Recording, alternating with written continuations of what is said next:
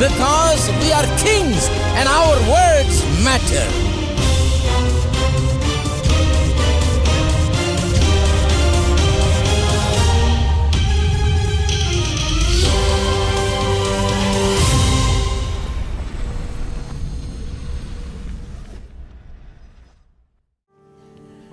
உம்மை போற்றி பாடுவேன் எங்கள் உயர்ந்த கன்மலையே. உம்மை போற்றி பாடுவேன் எங்கள் உயர்ந்த கன்மலையே. உம்மை போற்றி பாடுவேன் எங்கள் உயர்ந்த கன்மலையே. உம்மை போற்றி பாடுவேன் எங்கள் உயர்ந்த கன்மலையே. பெரும் வெள்ளம் மதிலை மோதி பெருங்காற்றும் அடிக்கையில், மதிலை மோதி பெருங்காற்றும் அடிக்கையில், எங்கள் புகலிடமே எங்கள் தஞ்சமே பெருமலை நிழலே. எங்கள் புகலிடமே எங்கள் தஞ்சமே பெருமலை நிழலே. உம்மை போற்றி பாடுவேன் எங்கள் உயர்ந்த கன்மலையே. உம்மை போற்றி பாடுவேன் எங்கள் உயர்ந்த கன்மலையே. எம்மை உயர்ந்த ஸ்தானங்களில் வைத்தவர் நீரல்லவோ. எம்மை உயர்ந்த ஸ்தானங்களில் வைத்தவர் நீரல்லவோ. கன்மலை தேனும் வடியும் என்னையும் தருபவர் நீரல்லவோ. கன்மலை தேனும் வடியும் என்னையும் தருபவர் நீரல்லவோ.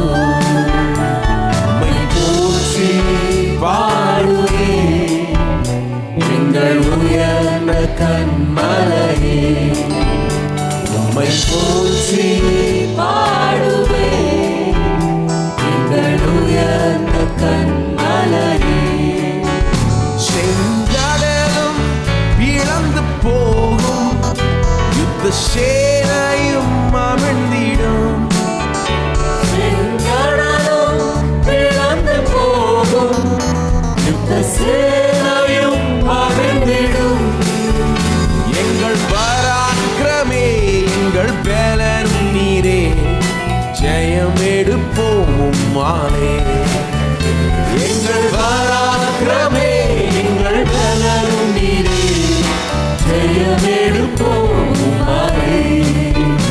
உம்மை போற்றி பாடுவேன் எங்கள் உயர்ந்த கன்மலையே. உம்மை போற்றி பாடுவேன் எங்கள் உயர்ந்த கன்மலையே. எம்மை உயர்ந்த ஸ்தானங்களில் வைத்தவர் நீரல்லவோ. எம்மை உயர்ந்த ஸ்தானங்களில் வைத்தவர் நீரல்லவோ. கன்மலை தேனும் வடியும் என்னையும் தருபவர் நீரல்லவோ. கன்மலை தேனும் வடியும் என்னையும் தருபவர் நீரல்லவோ. உம்மை போற்றி பாடுவேன் எங்கள் உயர்ந்த கன்மலையே. உம்மை போற்றி பாடுவேன் எங்கள் உயர்ந்த கன்மலையே. செங்கடலும் பிளந்து போகும் யுத்த சேனையும் அமிழ்ந்திடும். செங்கடலும் பிளந்து போகும் யுத்த சேனையும் அமிழ்ந்திடும்.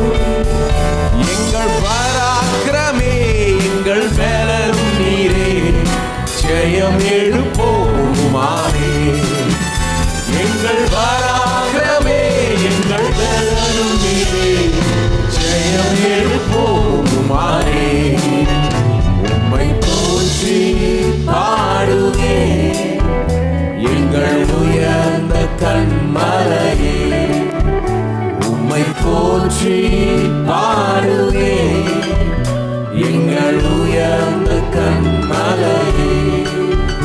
உம்மை போற்றி பாடுவே எங்கள் உயர்ந்த கன்மலையே. உம்மை போற்றி பாடுவே எங்கள் உயர்ந்த கன்மலையே. நம்மளும் எழுந்து நின்று பாடுவோம். நமக்கு உயர்ந்த கன்மலையாய் இருக்கிறார். உயர்ந்த கன்மலைனா ஒரு ஹைட்ல இருக்கிற கன்மலை, ரொம்ப ஹைட்ல, பெரிய ஹைட்ல. சமீபத்தில் அந்த வெள்ளம் வந்தபோது கூட பாருங்க, யார் கொஞ்சம் ஹைட்ல இருந்தாங்களோ அவங்க கொஞ்சம் பாதுகாப்பாக இருந்தாங்க. 3வது மாடியில் இருந்தவங்கெல்லாம் கிரவுண்ட் ஃப்ளோரில் இருந்தவங்கள காட்டிலும் கொஞ்சம் சேஃப், பாருங்க, பாதுகாப்பு. அது மாதிரி இந்த கன்மலை ரொம்ப உயர்ந்த கன்மலையா.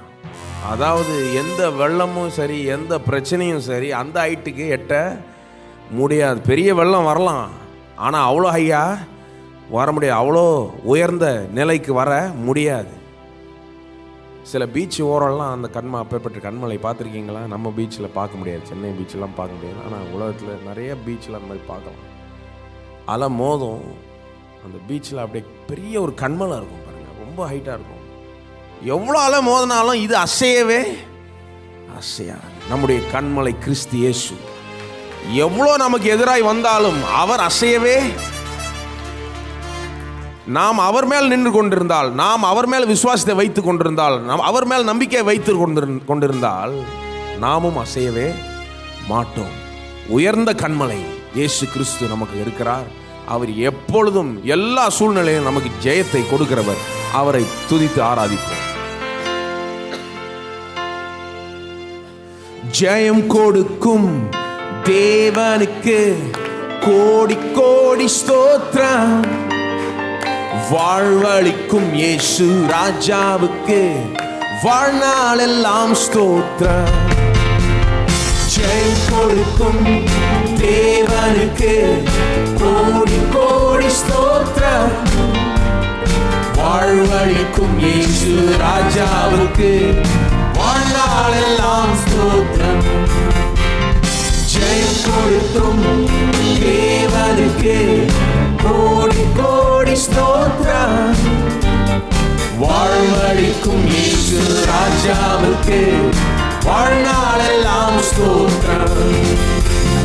ஜெயம் கொடுக்கும் தேவனுக்கு கோடி கோடி ஸ்தோத்திரம். வாழ்வளிக்கும் இயேசு ராஜாவுக்கு வாழ்நாளெல்லாம் ஸ்தோத்திரம். அல்லேலூயா அல்லேலூயா பாடுவே, ஆனந்த தோனியா உயர்த்துவே. அல்லேலூயா அல்லேலூயா பாடுவே, ஆனந்த தோனியா உயர்த்துவே. ஜெயம் கொடுக்கும் தேவனுக்கு கோடி கோடி ஸ்தோத்திரம். வாழ்வளிக்கும் இயேசு ராஜாவுக்கு வாழ்நாளெல்லாம் ஸ்தோத்திரம். நீதியின் கரத்தினார் தாங்கி நடத்தினார். நீதியின் கரத்தினார் தாங்கி நடத்தினார். கர்த்தரே என்பவர் எதற்குமே அஞ்சிடேன்.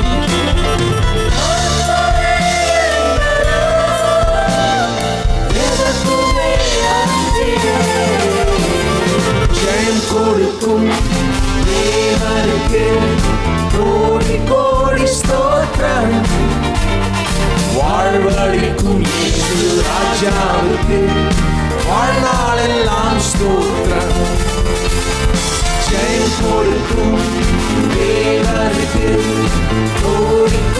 கோடி ஸ்தோத்திரம்.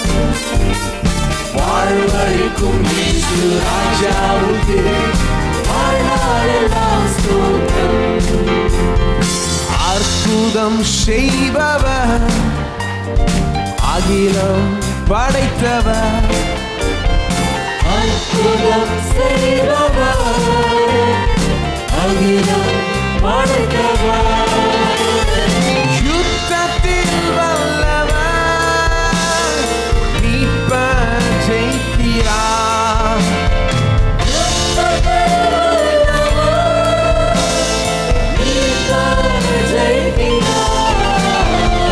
ஜெயம் கொடுக்கும் தேவனுக்கு கோடி கோடி ஸ்தோத்திரம். வாழ்வழிக்கும் இயேசு ராஜாவுக்கு வாழ்நாளெல்லாம் ஸ்தோத்திரம். ஜெயம் கொடுக்கும் தேவனுக்கு கோடி கோடி ஸ்தோத்திரம். வாழ்வழிக்கும் இயேசு ராஜாவுக்கு வாழ்நாளெல்லாம் ஸ்தோத்திரம். உண்மை தேவன் நீ, உருக்கம் நிறைந்தவர், உண்மை தேவனே, உருக்கம் நிறைந்தவர், என்னை காப்பவர், உறங்குவதில்லையே.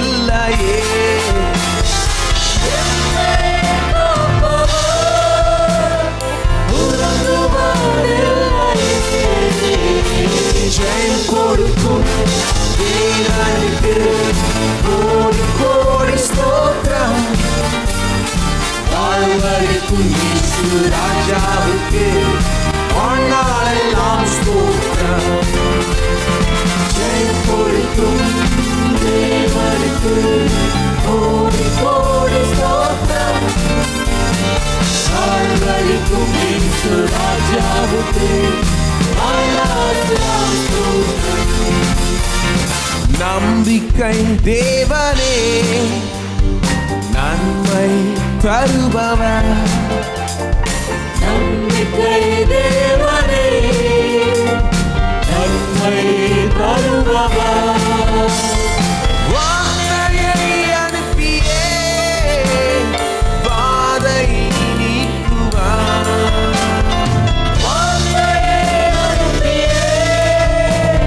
பாதை நீக்குவார்.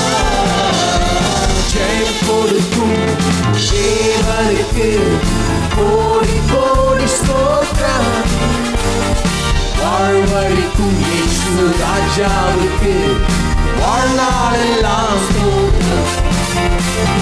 ஜெயம் கொடுக்கும் தேவனுக்கு கோடி கோடி ஸ்தோத்திரம்.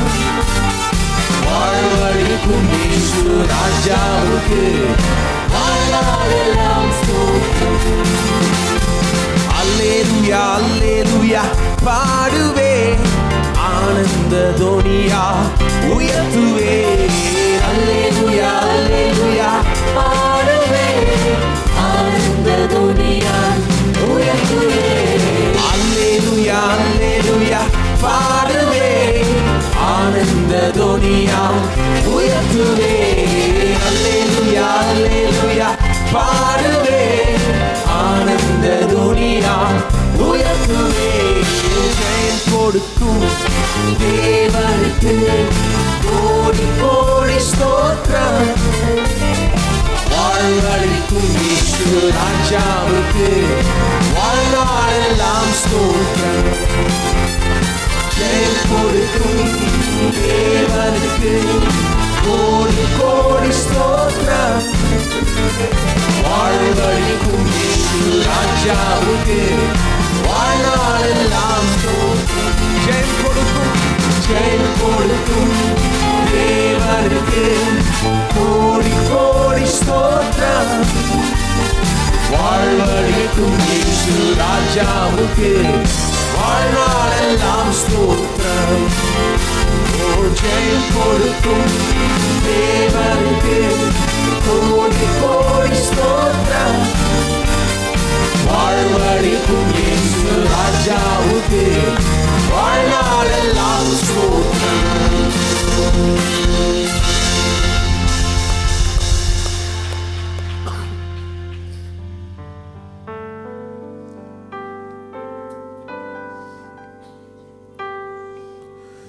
உள்ளமெல்லாம்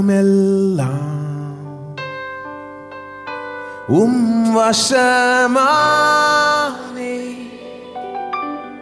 என் தேவனே என் ராஜனே மேன்மை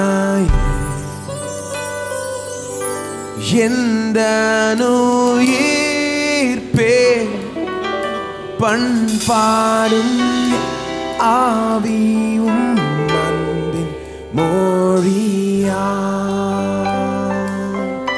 நன்மை விரும்பி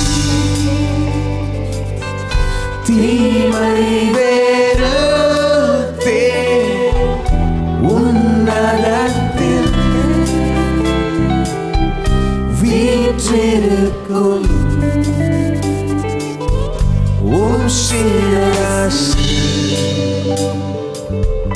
வடியும் மகிழ் தைலம் ஸ்தலத்தில் எங்கும் வானம் பரப்பு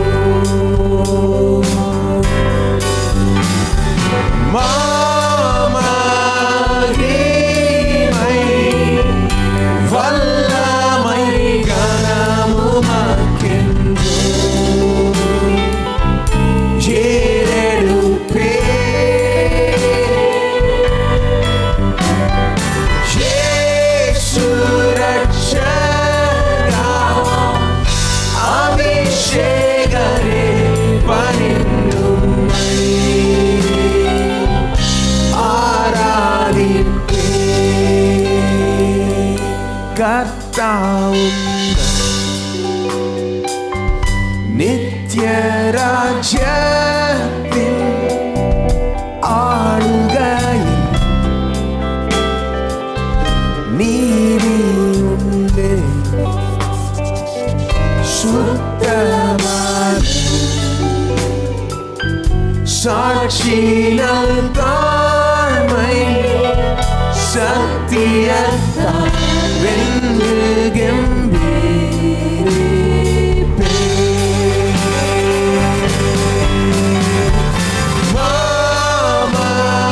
மாமகிமை வல்லமை கனமுமக்கென்று ஏறெடுப்பே இயேசு ரட்சகா அபிஷேகரே பணிந்தும்மை ஆராதிப்பே மாமகிமை மாமகிமை வல்லமை கனமுமக்கென்று ஏறெடுப்பே இயேசு ரட்சகா அபிஷேகரே பணிந்தும்மை ஆராதிப்பே கர்த்தாவும் ராஜ்யத்தில் ஆளுகையில் நீதி உண்டு சுத்தமான சாட்சியினால் தாழ்மை சத்தியத்தால் வென்று கம்பீரிப்பே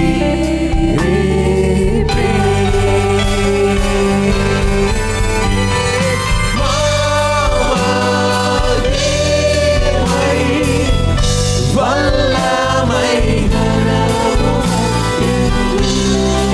ஓ ஏறெடுப்போம்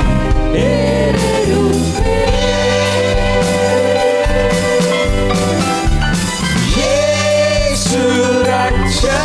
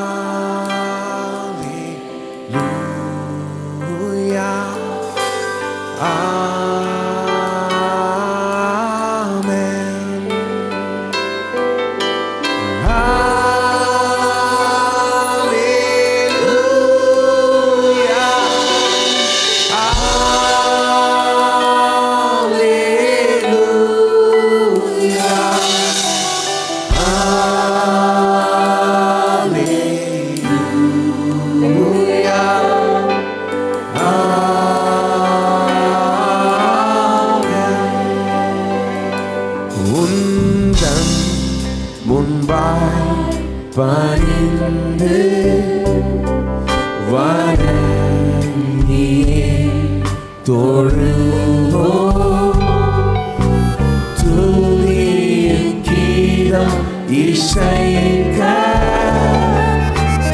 அல்லேலூயா என்றொலிக்க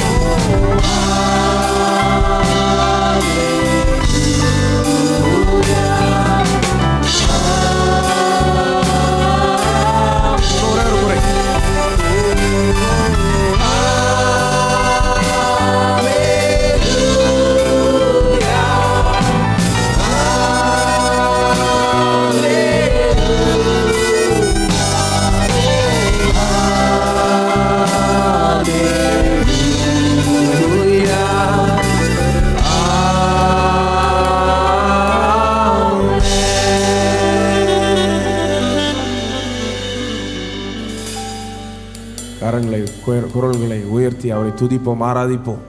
ஹல்லேலூயா. ஸ்தோத்திரம் ஸ்தோத்திரங்க தாவே, துதிக்கிறோம் துதிக்கிறோம் துதிக்கிறோம். எல்லாரும் உள்ளங்களையும் கரங்களை உயர்த்தி நாம் கர்த்தரை ஸ்தோத்தரிப்போம், கர்த்தரை ஆராதிப்போம். ஹல்லேலூயா. துதிக்கிறோம் துதிக்கிறோம் துதிக்கிறோம் கர்த்தாவே, உமக்கு ஸ்தோத்திரம் ஸ்தோத்திரம் ஸ்தோத்திரம் ஸ்தோத்திரம் ஸ்தோத்திரம் செலுத்துகிறோம் கர்த்தாவே, துதிக்கிறோம். ஹல்லேலூயா ஹல்லேலூயா ஹல்லேலூயா. ஸ்தோத்திரம் தேவனே, உமக்கு ஸ்தோத்திரம் ஸ்தோத்திரம் ஸ்தோத்திரம். பரலோக பிதாவே, துதிக்கிறோம், ஸ்தோத்தரிக்கிறோம். காலையில் வேளையில் உம்முடைய சமூகத்தில் உம்முடைய நாமத்தில் நாங்கள் கூடி வந்திருக்கிறோம். எங்கள் மத்தியிலே நீர் பிரசன்னமாக இருக்கிறபடியால் ஸ்தோத்திரம். இருக்கிற ஒவ்வொருவரையும் அறிவீர், தேவைகளை அறிவீர். இங்கே பலவித தேவைகளோடும் கஷ்டங்களோடும் பிரச்சனைகளோடும் கேள்விகளோடும் வந்திருக்கிற மக்களுக்காக ஜெபிக்கிறவங்க தாவே, இன்றைக்கு வழியாய் இருக்கிற இயேசுவை கண்டுபிடிக்கட்டும், அவர்கள் இயேசுவை அறிந்து கொள்ளட்டும், புது வாழ்வுக்குள் பிரவேசிக்கட்டும், ஒரு புதிய நாளாக அவர்களுக்கு இன்றைக்கு இருக்கட்டும், ஒரு புதிய எதிர்காலத்தை இன்றைக்கு அவர்கள் ஆரம்பிக்கிற நாளாக அநேகருக்கு அமையட்டும் கர்த்தாவே. ஆவியானவர் தாமே வல்லமையாய் கிரியை செய்வீராக, உள்ளங்களுடைய வார்த்தையை கொண்டு தொடுவீராக, பலத்த கிரியை இங்கே நடப்பிப்பீராக. உமக்கு எல்லா கனமையை துதி ஸ்தோத்திரங்களை ஏறெடுக்கிறோம், இயேசுவின் நாமத்திலே ஜெபிக்கிறோம், ஆமென். ஒரு காணிக்கை தசமாகத்தால் கர்த்தரை நாம் மகிமைப்படுத்துவோம், ஆமென். நம்முடைய காணிக்கை தசமாகங்களை கரங்களை எடுத்து வைத்துக் கொள்வோம்.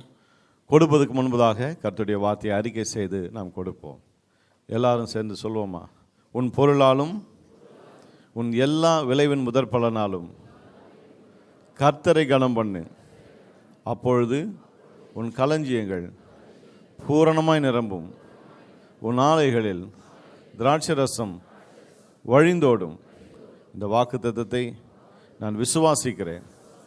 என் காணிக்கையினாலே, தசம பாகத்தினாலே என் தேவனை நான் கனம் பண்ணுகிறேன். இயேசுவின் நாமத்திலே கொடுக்கிறேன். ஆமேன். இப்போது உதவியாளர் வருவார்கள். உங்களுக்கு காணிக்கை தசமபாகத்தை நீங்கள் செலுத்தலாம். புதிதாக வந்தவர்களை வரவேற்க விரும்புகிறோம். ஒருவேளை இன்றைக்கி தான் நான் முதன்முறையாக வந்திருக்கிறேன்னு சொல்கிறவங்க, நீங்கள் உள்ளே வெளியே எங்கே உட்கார்ந்துருந்தாலும் தயவுசெய்து உங்கள் கரத்தை உயர்த்துங்கள்.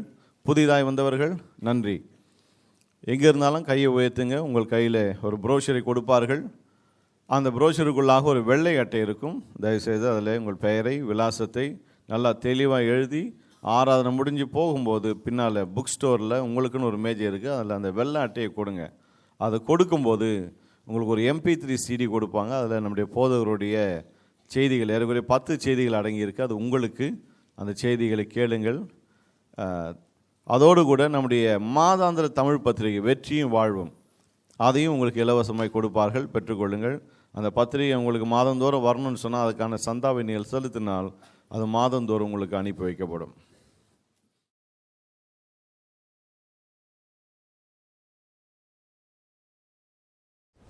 கர்த்தருடைய வார்த்தைக்கு செல்வோம். 1 யோவான் 4ஆம் அதிகாரம் 16, 17 ஆகிய வசனங்கள். தேவன் நம்மேல் வைத்திருக்கிற அன்பை நாம் அறிந்து விசுவாசித்திருக்கிறோம். தேவன் அன்பாகவே இருக்கிறார். அன்பில் நிலைத்திருக்கிறவன் தேவனில் நிலைத்திருக்கிறான், தேவனும் அவனில் நிலைத்திருக்கிறார். அன்பை குறித்து போய்த்து வருகிறோம். எப்படி ஒருவரில் ஒருவர் அன்பு கூறுவது என்பதை குறித்து கடந்த பல வாரங்களாக 1 யோவானிலிருந்து குறிப்பாக போய்த்து வருகிறோம். வயதான காலத்திலே யோவான் இதை எழுதுகிறார். சபை பிறந்து வளர்ந்த அந்த கதை அவருக்கு நல்லா தெரியும். நடந்த காரியங்கள்லாம் தெரியும். ரொம்ப நாள் வாழ்ந்திருக்கிறார். மற்ற அப்போஸ்தலர்களை காட்டிலும் பல பிரச்சனைகளை கண்டிருக்கிறார். சபையில் வரக்கூடிய எழும்பக்கூடிய பிரச்சனைகள், சபைக்கு எதிராக எழும்பக்கூடிய சூழ்நிலைகள் எல்லாவற்றையும் அவர் கண்டு அறிந்தவர். அவர் ஜனங்கள்கிட்ட 1000 கேள்வி. ஏன்னா ஒரு பக்கம் துன்புறுத்தப்படுகிறார்கள், கிறிஸ்துவுக்காக அவர்கள் பாடுபடுகிறார்கள், அச்சுறுத்தப்படுகிறார்கள். இந்த மாதிரி காரியங்கள்லாம் நிறைய நடந்துகிட்ருக்கு. இன்னும் நடக்க போகுங்கிற அறிகுறிகள் இருக்கிறது. இப்படிப்பட்ட ஒரு சூழ்நிலையில் எழுதுகிறார் பாருங்கள். எழுதும்போது அவர்களுக்கு என்ன சொல்லணும், அப்படிப்பட்ட ஜனங்களுக்கு என்ன சொல்லணும், இப்படியெல்லாம் இருக்குதே அப்படிங்கும்போது அவங்களுக்குள்ள என்னென்னா, கர்த்தர் உண்மையாகவே என்னை நேசிச்சிருக்கிறாரா? என்னை நேசிச்சிருந்தா நான் ஏன் இன்றைக்கி இவ்வளோ துன்புறுத்தப்படுறேன்? நான் ஏன் இன்றைக்கு இந்த உலகத்தில் வெறுக்கப்படுகிறேன், தள்ளப்படுகிறேன், அடிக்கப்படுகிறேன், நொறுக்கப்படுகிறேன்? ஏன் இவ்வளவு பாடுகளை அனுபவிக்க வேண்டியதாக இருக்குது கிறிஸ்துவ நிமித்தமாக? தேவன் என்னை அன்பு கூறுறாரா அப்படிங்கிறது குறித்தெல்லாம் சில சந்தேகங்கள்லாம் அவர் மத்தியிலே அன்றைக்கு இருந்திருக்கிறது. கேள்விகள் இருந்திருக்கு நிறையா. அந்த கேள்விகளுக்கெல்லாம் பதில் சொல்லும் விதத்திலே இங்கே அப்போஸ்தலனாகிய யோவான் இதை எழுதுகிறார். அவருடைய பதில் என்ன? தேவன் உங்களை அன்பு கூர்ந்திருக்கிறார் என்பதை குறித்து எந்த சந்தேகமுமே வேண்டாம். எனக்கு நல்லா தெரியும் உங்களை அன்பு கூர்ந்திருக்கிறாருன்னு. என்ன அன்பு கூர்ந்திருக்கிறாருன்னு நிச்சயமாக நான் அறிவேன். அவரே பல பிரச்சனைகளுக்கு உள்ளானவர். அவரே நிறைய துன்புறுத்தி இருக்கிறார்கள். இதெல்லாம் கடந்து வந்தவர் தான் அவர். அவர் சொல்கிறாரு, தேவனை எல்லா பிரச்சனையின் மத்தியிலையும் நான் எவ்வளோ கஷ்டப்பட்டு எவ்வளோ பிரச்சனைக்குள்ள ஆன போதும் தேவன் என்னை அன்பு கூர்ந்தார்ங்கிற நிச்சயத்தை நான் ஒருபோதும் இழக்கவே இல்லை. நிச்சயமாக ஒரு அந்த காரியத்தை தெரிஞ்சுக்கலாம். கர்த்தர் என்னை அன்பு கூறுகிறார்ன்றத ஒரு கிறிஸ்தவன் நன்றாக தெரிந்து கொள்ளலாம். தேவன் என்னை அன்பு கூறுகிறார், என்னை ரட்சித்திருக்கிறார், தம்முடைய பிள்ளை ஆக்கியிருக்கிறாருங்கிறத ஒரு கிறிஸ்தவன் நன்றாக நிச்சயமாக விளங்கி கொள்ளலாம். எப்படி விளங்கி கொள்ளலாம்? நம்மளே பார்த்தா போதும். இன்றைக்கி நாம் இப்படி இல்லை, எப்போவுமே இப்போ வித்தியாசமானவர்களாக இருக்கிறோம். நம்முடைய கிறிஸ்தவ வாழ்க்கையின் பிரதானமான வித்தியாசம் என்ன? கிறிஸ்தவர்கள் உடைய ட்ரேட்மார்க் என்ன? அவர்கள்ட்ட இருக்கிற மிக முக்கியமான வித்தியாசம் என்ன? பாருங்கள், இதெல்லாம் விட்டு விலகி வந்துட்டோம். சில நேரத்தில் இதெல்லாம் போதிக்காமல் விட்டதுனால, தெளிவாக போதிக்காது விட்டதுனால எதையோ முக்கியம்னு நினச்சிட்டோம். நம்ம நம்ம கிறிஸ்தவர்களாக இருக்கிறோம். அந்த கிறிஸ்தவனின் அடையாளம் என்ன? மெய்யான கிறிஸ்தவனின் அடையாளம் என்ன? ஒரு விசுவாசியின் அடையாளம் என்ன? இயேசுவை பின்பற்றுவனுடைய அடையாளம் என்ன? அவனுக்குள்ளே இருக்கிற தெய்வீக அன்பு. மனுஷிக அன்பு இல்லை. மனுஷிக அன்பு எல்லாருக்கிட்டே இருக்குது. ஒரு பாவி கூட, அக்கிரமகாரம் கூட தான் பிள்ளையை நேசிக்கிறான். இன்னும் கேட்டால் அவன் திருடுறதும் கொள்ளை அடிக்கிறதும் கொலை பண்ணுறதும் எல்லாம் தான் பிள்ளைகளுக்கு சேர்த்து வைக்கிறதுக்கு தான். தான் பிள்ளை மேரில் இருக்க அன்பு, தான் குடும்பத்தின் மேரில் இருக்கிற ஒரு விதமான அன்பு. புலி போய் அடித்து கொண்டாடலையா தன் குடும்பத்துக்கே, அந்த மாதிரி இவன் போய் கொள்ளை அடித்து எல்லாரையும் போட்டு பாடுபடுத்தி இன்னொருத்தருந்த பிடுங்கி சுரண்டி இப்படிலாம் பண்ணி தன்னுடைய பிள்ளைகளை அதுதான் நான் சொல்கிறேன் இல்லையா, அனிமல் இன்ஸ்டிங்க்ட். மனித அன்பினுடைய தன்மை என்ன? ஒரு மிருகத்துக்கு கூட அந்த அன்பு இருக்குது பாருங்கள். ஒரு காக்கா கூட தன்னுடைய குஞ்சுகளை நேசிக்குது, கோழி கூட தன்னுடைய குஞ்சுகளை நேசிக்குது. ஒரு நாய் பூனை கூட அதை பண்ணுது, பன்னி கூட பண்ணுது, ஆடு மாடுகள் கூட பண்ணுது. ஏன்னா அது மிருகத்தினுடைய அடிப்படை தன்மை இந்த குடும்ப பாசம்ன்றது. அது மட்டும் இல்லாமல் தன்னுடைய நண்பர்களை நேசிக்கிறது, தங்கள்கிட்ட நல்லா இருக்கிறவங்களுக்கு நேசிக்கிறது, இதெல்லாம் வந்து பேசிக் அனிமல் இன்ஸ்டிங்க்ட் பாருங்கள். நம்மளை நேசிக்கிறவர்களே நாம் நேசித்தா அது ஒன்றும் பெரிய தெய்வீக அன்பு கிடையாது. அது ஒரு மிருகத்துக்கு கூட இருக்கக்கூடிய ஒரு குவாலிட்டி. நீ உன் வேலையை பார்த்துட்டு போ, நான் என் வேலையை பார்த்துட்டு போ, ஒன்றும் பண்ண மாட்டேன். நான் எனக்கு சாதகமாக நீ நடந்துக்கிட்டீங்கன்னா உன்னை வாழ விடுவேன், நீ என்ன மேலே வந்து சீண்டினா உன்னை தொலைச்சிடுவேன். அப்படிங்கிறது தான் மனித அன்பு. என்ன சீண்டாத வரைக்கும் நான் உன்னை சீண்ட மாட்டேன். எனக்கு நல்லது செய்யனா நான் உனக்கு நல்லது செய்வேன். இதுதான் உலகத்தில் இருக்குது பாருங்கள். இது அன்புன்னு மிஸ்டேக் பண்ணிக்கூடாது. நம்ம இதைத்தான் அன்புன்னு நினச்சிக்கூடாது. இது வந்து எல்லா மனுஷருக்கும் மிருகங்களுக்கும் இருக்கிறது. மிருகத்துக்கு இருக்கிற சில அடிப்படை தன்மை நமக்கும் இருக்குது. நம்மகிட்ட இருக்கிறது என்ன? கிறிஸ்தவ விசுவாசிக்குள்ளே இருக்கிறது என்ன? தெய்வீக அன்பு, தேவன் கொடுத்திருக்கிற அன்பு, தேவனிடத்திலிருந்து நமக்கு ஊற்றப்பட்டிருக்கிற அன்பு, நமக்கு கொடுக்கப்பட்டிருக்கிற அன்பு. இந்த அன்புடைய வித்தியாசம் என்ன? வெறும் என் குடும்பத்தை மட்டும் நான் நேசிக்கிறது இல்லை, எனக்கு வேண்டியவர்களை மட்டும் நான் நேசிக்கிறது இல்லை, எனக்கு நன்மை செய்கிறவர்களை மட்டும் நேசிக்கிறது இல்லை, எனக்கு சாதகமாக இருக்கிறவர்களை மட்டும் நேசிக்கிறது இல்லை. சில நேரத்தில் எனக்கு தீமை செய்து எனக்கு கெடுத்து பேசி எனக்கு விரோதமாக செய்கிறவர்கள் கூட நான் நேசிக்க வேண்டியதாக இருக்குது. அது வந்து தெய்வீக அன்பு. அப்படி நேசிக்க கூடுமானால் பொதுவாக ஒரு சாதாரண மனுஷன் அப்படி செய்ய முடியாது.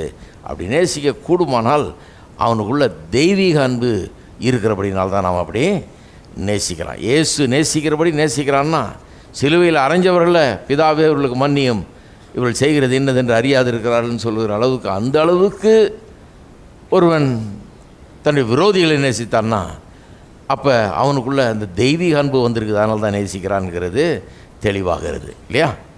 அப்போ கிறிஸ்தவர்களுடைய ட்ரேட்மார்க்காக தான்றாரு தெய்வீக அன்பு. அப்போ யோவானுக்கு அதில் ஒரு பிரச்சனையே கிடையாது. நான் கிறிஸ்தவனா, எனக்கு நல்லா தெரியுன்றார் நான் கிறிஸ்தவன். ஏன்னா என்னை துன்புறுத்துகிறவர்களை நான் நேசிக்கிறேன், எனக்கு விரோதமாக எழும்புகிறவர்களை நான் நேசிக்கிறேன், எனக்கு விரோதமாக எல்லாத்தையும் செய்கிறவர்களை நான் நேசிக்கிறேன்.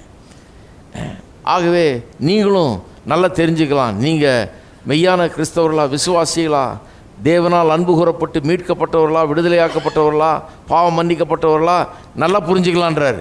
எப்படி புரிஞ்சுக்கலாம்? உங்களை பாருங்கன்றார். உங்களுக்குள்ள அந்த மாதிரி அன்பு இருக்கா?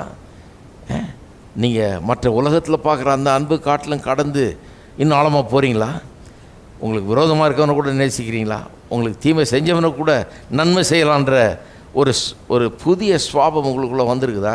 அப்படின்னா இயேசு உங்களுடைய உள்ளத்தில் வந்திருக்கிறாரு, உங்களை ரட்சித்திருக்கிறாரு, நீங்கள் வித்தியாசமான ஆட்களாக இருக்கிறீங்க.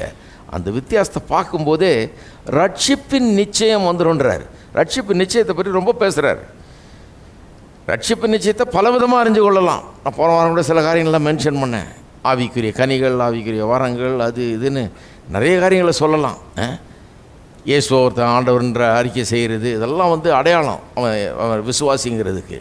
ஆனால் அல்டிமேட் அடையாளம், அல்டிமேட்னா முடிவான ஒரு அடையாளம், யாரும் கொஸ்டின் பண்ணக்கூடாத அளவுக்கு, எந்த சந்தேகத்துக்கு இடமில்லாத அளவுக்கு, எந்த கேள்விக்கும் சந்தேகத்துக்கும் இடமில்லாத அளவுக்கு ஒரு மனுஷன் தேவனுடைய பிள்ளை தான் இவன் ரட்சிக்கப்பட்டிருக்கிறான்றதுக்கு அடையாளம் என்ன? அவன் தெய்வீக அன்பை உடையவனாக இருக்கிறான், தேவனைப் போல இயேசுவைப் போல அன்பு கூறுகிறான். அதுதான் சொல்கிறார். அப்போ உங்களுக்கு இன்றைக்கி நான் விசுவாசியா அப்படின்னு தெரியணும்னா என்ன கேள்வி கேட்க சொல்கிறாரு? நான் அன்பிலே நிலைத்திருக்கிறேனா?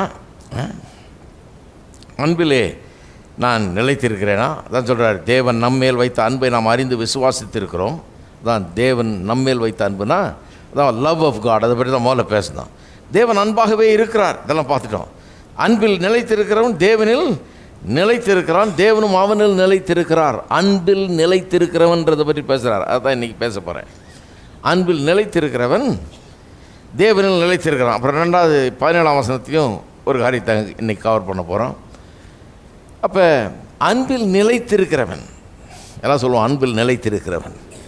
அப்போ விசுவாசி கேட்க வேண்டிய கேள்வி என்ன? ஏதாவது சந்தேகம் இருந்ததுன்னா, நான் கிறிஸ்தவனா, நான் விசுவாசியா, நான் ஆண்டவருடைய பிள்ளையான்னு சந்தேகம் இருந்ததுன்னா, நான் அன்பில் நிலைத்திருக்கிறேன்னா, நான் எப்படி நடந்துக்கிறேன், நான் எப்படிப்பட்டவனாக இருக்கிறேன், உள்ளே எப்படிப்பட்டதாக இருக்குது, எனக்கு விரோதமாக செய்கிறவனை குறித்து பரிதாபம் தான் இருக்குதா, மனஸ்தாபமாக ஒரு அவனை குறித்த ஒரு இரக்கம்தான் வருதா, எனக்கு அவனை பார்த்து பரிதாபம் தான் படுறேன்னா, அவன் ஏதோ அறியாமையில் செய்கிறான், அவன் பிசாசின் அடிமையாக இருக்கிறதுனால இப்படி செய்கிறான், அவன் தன்னுடைய பாவ சுவாபத்தின் மூலமாக அப்படி இருக்கிறான், அவனுக்கு வேறு விதமாக இருக்க முடியாது, அவனுக்கு தெரியாது, இப்படி இதுதான் அவனுடைய கதி, இப்படி இருக்கிறான் அப்படின்னு சொல்லி அவனை பற்றி பரிதாபப்பட்டு அவனுக்காக ஜெபித்து அவனுக்கு கூடுமானாலும் நன்மை கூட செய்ய நான் ஆயத்தமாக இருக்கிறேன்னா, அப்படிப்பட்ட ஒரு குணம் நமக்குள்ளே இருந்ததுன்னா அது வேறு ஒன்றும் இல்லை. நீங்கள் இன்றைக்கு இயேசு உங்களுக்குள்ளே வாசம் பண்ணுகிறார், நீங்கள் தேவனுடைய பிள்ளைகளாக இருக்கிறீர்கள்ன்றார். அந்த கேள்வியை கேட்க சொல்கிறார். நான் அன்பில் நிலைத்திருக்கிறேன்னா, நான் அன்பில் வாழுகிறேன்னா, அன்பு எனக்குள்ளே இருக்குதா, எனக்குள்ளே இருந்துக்கிட்டு கிரியை செய்கிறதான்றதை பார்க்க சொல்கிறார். சரி, இப்போ இந்த வசனத்தை அன்பில் நிலைத்திருக்கிறவன் தேவனில் நிலைத்திருக்கிறான் அப்படின்னு சொல்கிறார் இல்லையா, தேவனும் அவனில் நிலைத்திருக்கிறார்ன்றது. அதை கொஞ்சம் ஆழமாக பார்ப்போம். 2 விதமாக இதை சொல்லலாம். கிறிஸ்தவர்கள் அன்பில் நிலைத்திருக்கணும். இங்கே அன்புங்கிறத வலியுறுத்த விரும்புகிறேன். எதில் நிலைத்திருக்கணும்? அன்பில் நிலைத்திருக்க வேண்டும். அதாவது யோவான் அன்பில் நிலைத்திருக்கணும்னா என்ன அர்த்தத்தில் சொல்கிறார்? இது அதாவது அதை எதிர்பார்க்கிறார் கிறிஸ்தவர்கள்ட்டேருந்து. இதை பற்றி அவர் நிலைத்திருக்க வேண்டும்னு கூட போதிக்கல. அவர் என்ன சொல்கிறாரு? நிலைத்திருக்கிறவன், அன்பில் நிலைத்திருக்கிறவன் தேவனில் நிலைத்திருக்கிறான். அப்படின்னா என்ன அர்த்தம்? இட் டேக்ஸ் இட் ஃபார் கிராண்டட்னு சொல்லுவாங்க இல்லையா இங்கிலீஷில். கிறிஸ்தவன்னா அப்படித்தான்றதை அவர் எடுத்துக்கிறார். கிறிஸ்தவனாக இருக்கானா அவன் அன்பில் நிலைச்சிருப்பான். பாரு, அவன் அன்பில் நிலைத்திருக்கிறானா, அன்பு அவனுக்குள்ளே இந்த தெய்வீக அன்பு வேலை செய்தா அப்படின்ற அதை பற்றி ஆர்கியூ பண்ணல அவர். நிலைச்சிருக்கணும், அதெல்லாம் அது எவ்வளோ அவசியன்றதை பற்றியெல்லாம் அந்தளவுக்கு ஆர்கியூ பண்ணல. அன்பில் நிலைத்திருக்கிறவன் அவரில் நிலைத்திருக்கிறான், தேவனில் நிலைத்து இருக்கிறான். இப்போ அதாவது கிறிஸ்தவன்னா இப்படி தான் இருப்பாங்கிற விதத்தில் அவர் பேசுகிறார். அப்போ இது ரொம்ப முக்கியமான ஒரு காரியம். கிறிஸ்தவன் இப்படி தானா? அன்பில் நிலைத்திருக்கிறவன் தானா? என்ன சொல்கிறாரு? கிறிஸ்தவர்கள் அன்பு என்கிற ஒரு அட்மாஸ்பியர், ஒரு சுற்றுச்சூழல் மத்தியிலே வாழுகிறார்கள். அன்பு தான் அவருடைய சுவாசமாக இருக்கிறது, அன்பு தான் அவருடைய சூழ்ந்து கொண்டிருக்கிறது. அவர்கள் இந்த அன்பினால் ஆளப்படுகிறார்கள். கிறிஸ்தவ விசுவாசிகள் என்கிறவர்கள் இந்த அன்பினால் சூழப்பட்டு இந்த அன்பினால் ஆளப்படுகிறார்கள். they are governed and controlled by this love. they live in an atmosphere of love. அது சொல்கிறாரு. பெரிய வித்தியாசம் அவிசுவாசிக்கும் விசுவாசிக்கும் உள்ள ஒரு பெரிய வித்தியாசம் என்ன? விசுவாசிக்குள்ள அன்பு அவனை ஆளுகிறது, அவனை அடக்கி ஆளுகிறது, கண்ட்ரோல் பண்ணுகிறது. ஆனால் அவிசுவாசியோ அன்பு அவனை கண்ட்ரோல் பண்ணுகிறது கிடையாது. அவன் அன்பினால் கண்ட்ரோல் பண்ணப்படவில்லை. அவனுக்குள்ள இந்த அனிமல் இன்ஸ்டிங்க்ன்ற அன்பு இருக்கலாம், ஆனால் அந்த தெய்வீக அன்பினால் கண்ட்ரோல் படவே இல்லை. அவிசுவாசியை பற்றி இன்னும் சொல்லப்போனால், அந்த அனிமல் இன்ஸ்டிங்க்ட்னு சொன்னப்போனால் அது வேறு விதமாக சொல்லுது வேதம். காயினுடைய சுவாபம், காயினுடைய சுவாபம் என்ன? காயினை போல இருக்கிறானா அவிசுவாசி. போன அதிகாரத்தில் நம்ம படித்தப்போ பார்த்தோம், 3ஆம் அதிகாரத்தில் காயினை பற்றி சொல்கிறாரு. காயினுக்குள்ளே என்ன பிரச்சனை? தன்னுடைய சொந்த சகோதரனையே கொண்டுட்டான். அப்போன்னா அவிசுவாசி எப்படிப்பட்டவனாக இருக்கிறான்? இப்படி நான் சொன்னதுனால எல்லா அவிசுவாசியும் கொலைகாரங்கன்னு அர்த்தம் கிடையாது. பைபிளை எப்படி புரிஞ்சுக்கணும். பைபிள் அப்படிலாம் சொல்கிறது கிடையாது. பாருங்க, முட்டாள்தனமான ஒரு காரியம் கிடையாது பைபிள் என்ன சொல்லுது? அந்த கொலைகார புத்தி, அந்த பகை, வெறுப்பு, கசப்பு, பொல்லாத காரியங்களை இன்னொருவனுக்கு எதிராக செய்ய தூண்டும் ஒரு விதமான குணம் இந்த காயினின் குணம்.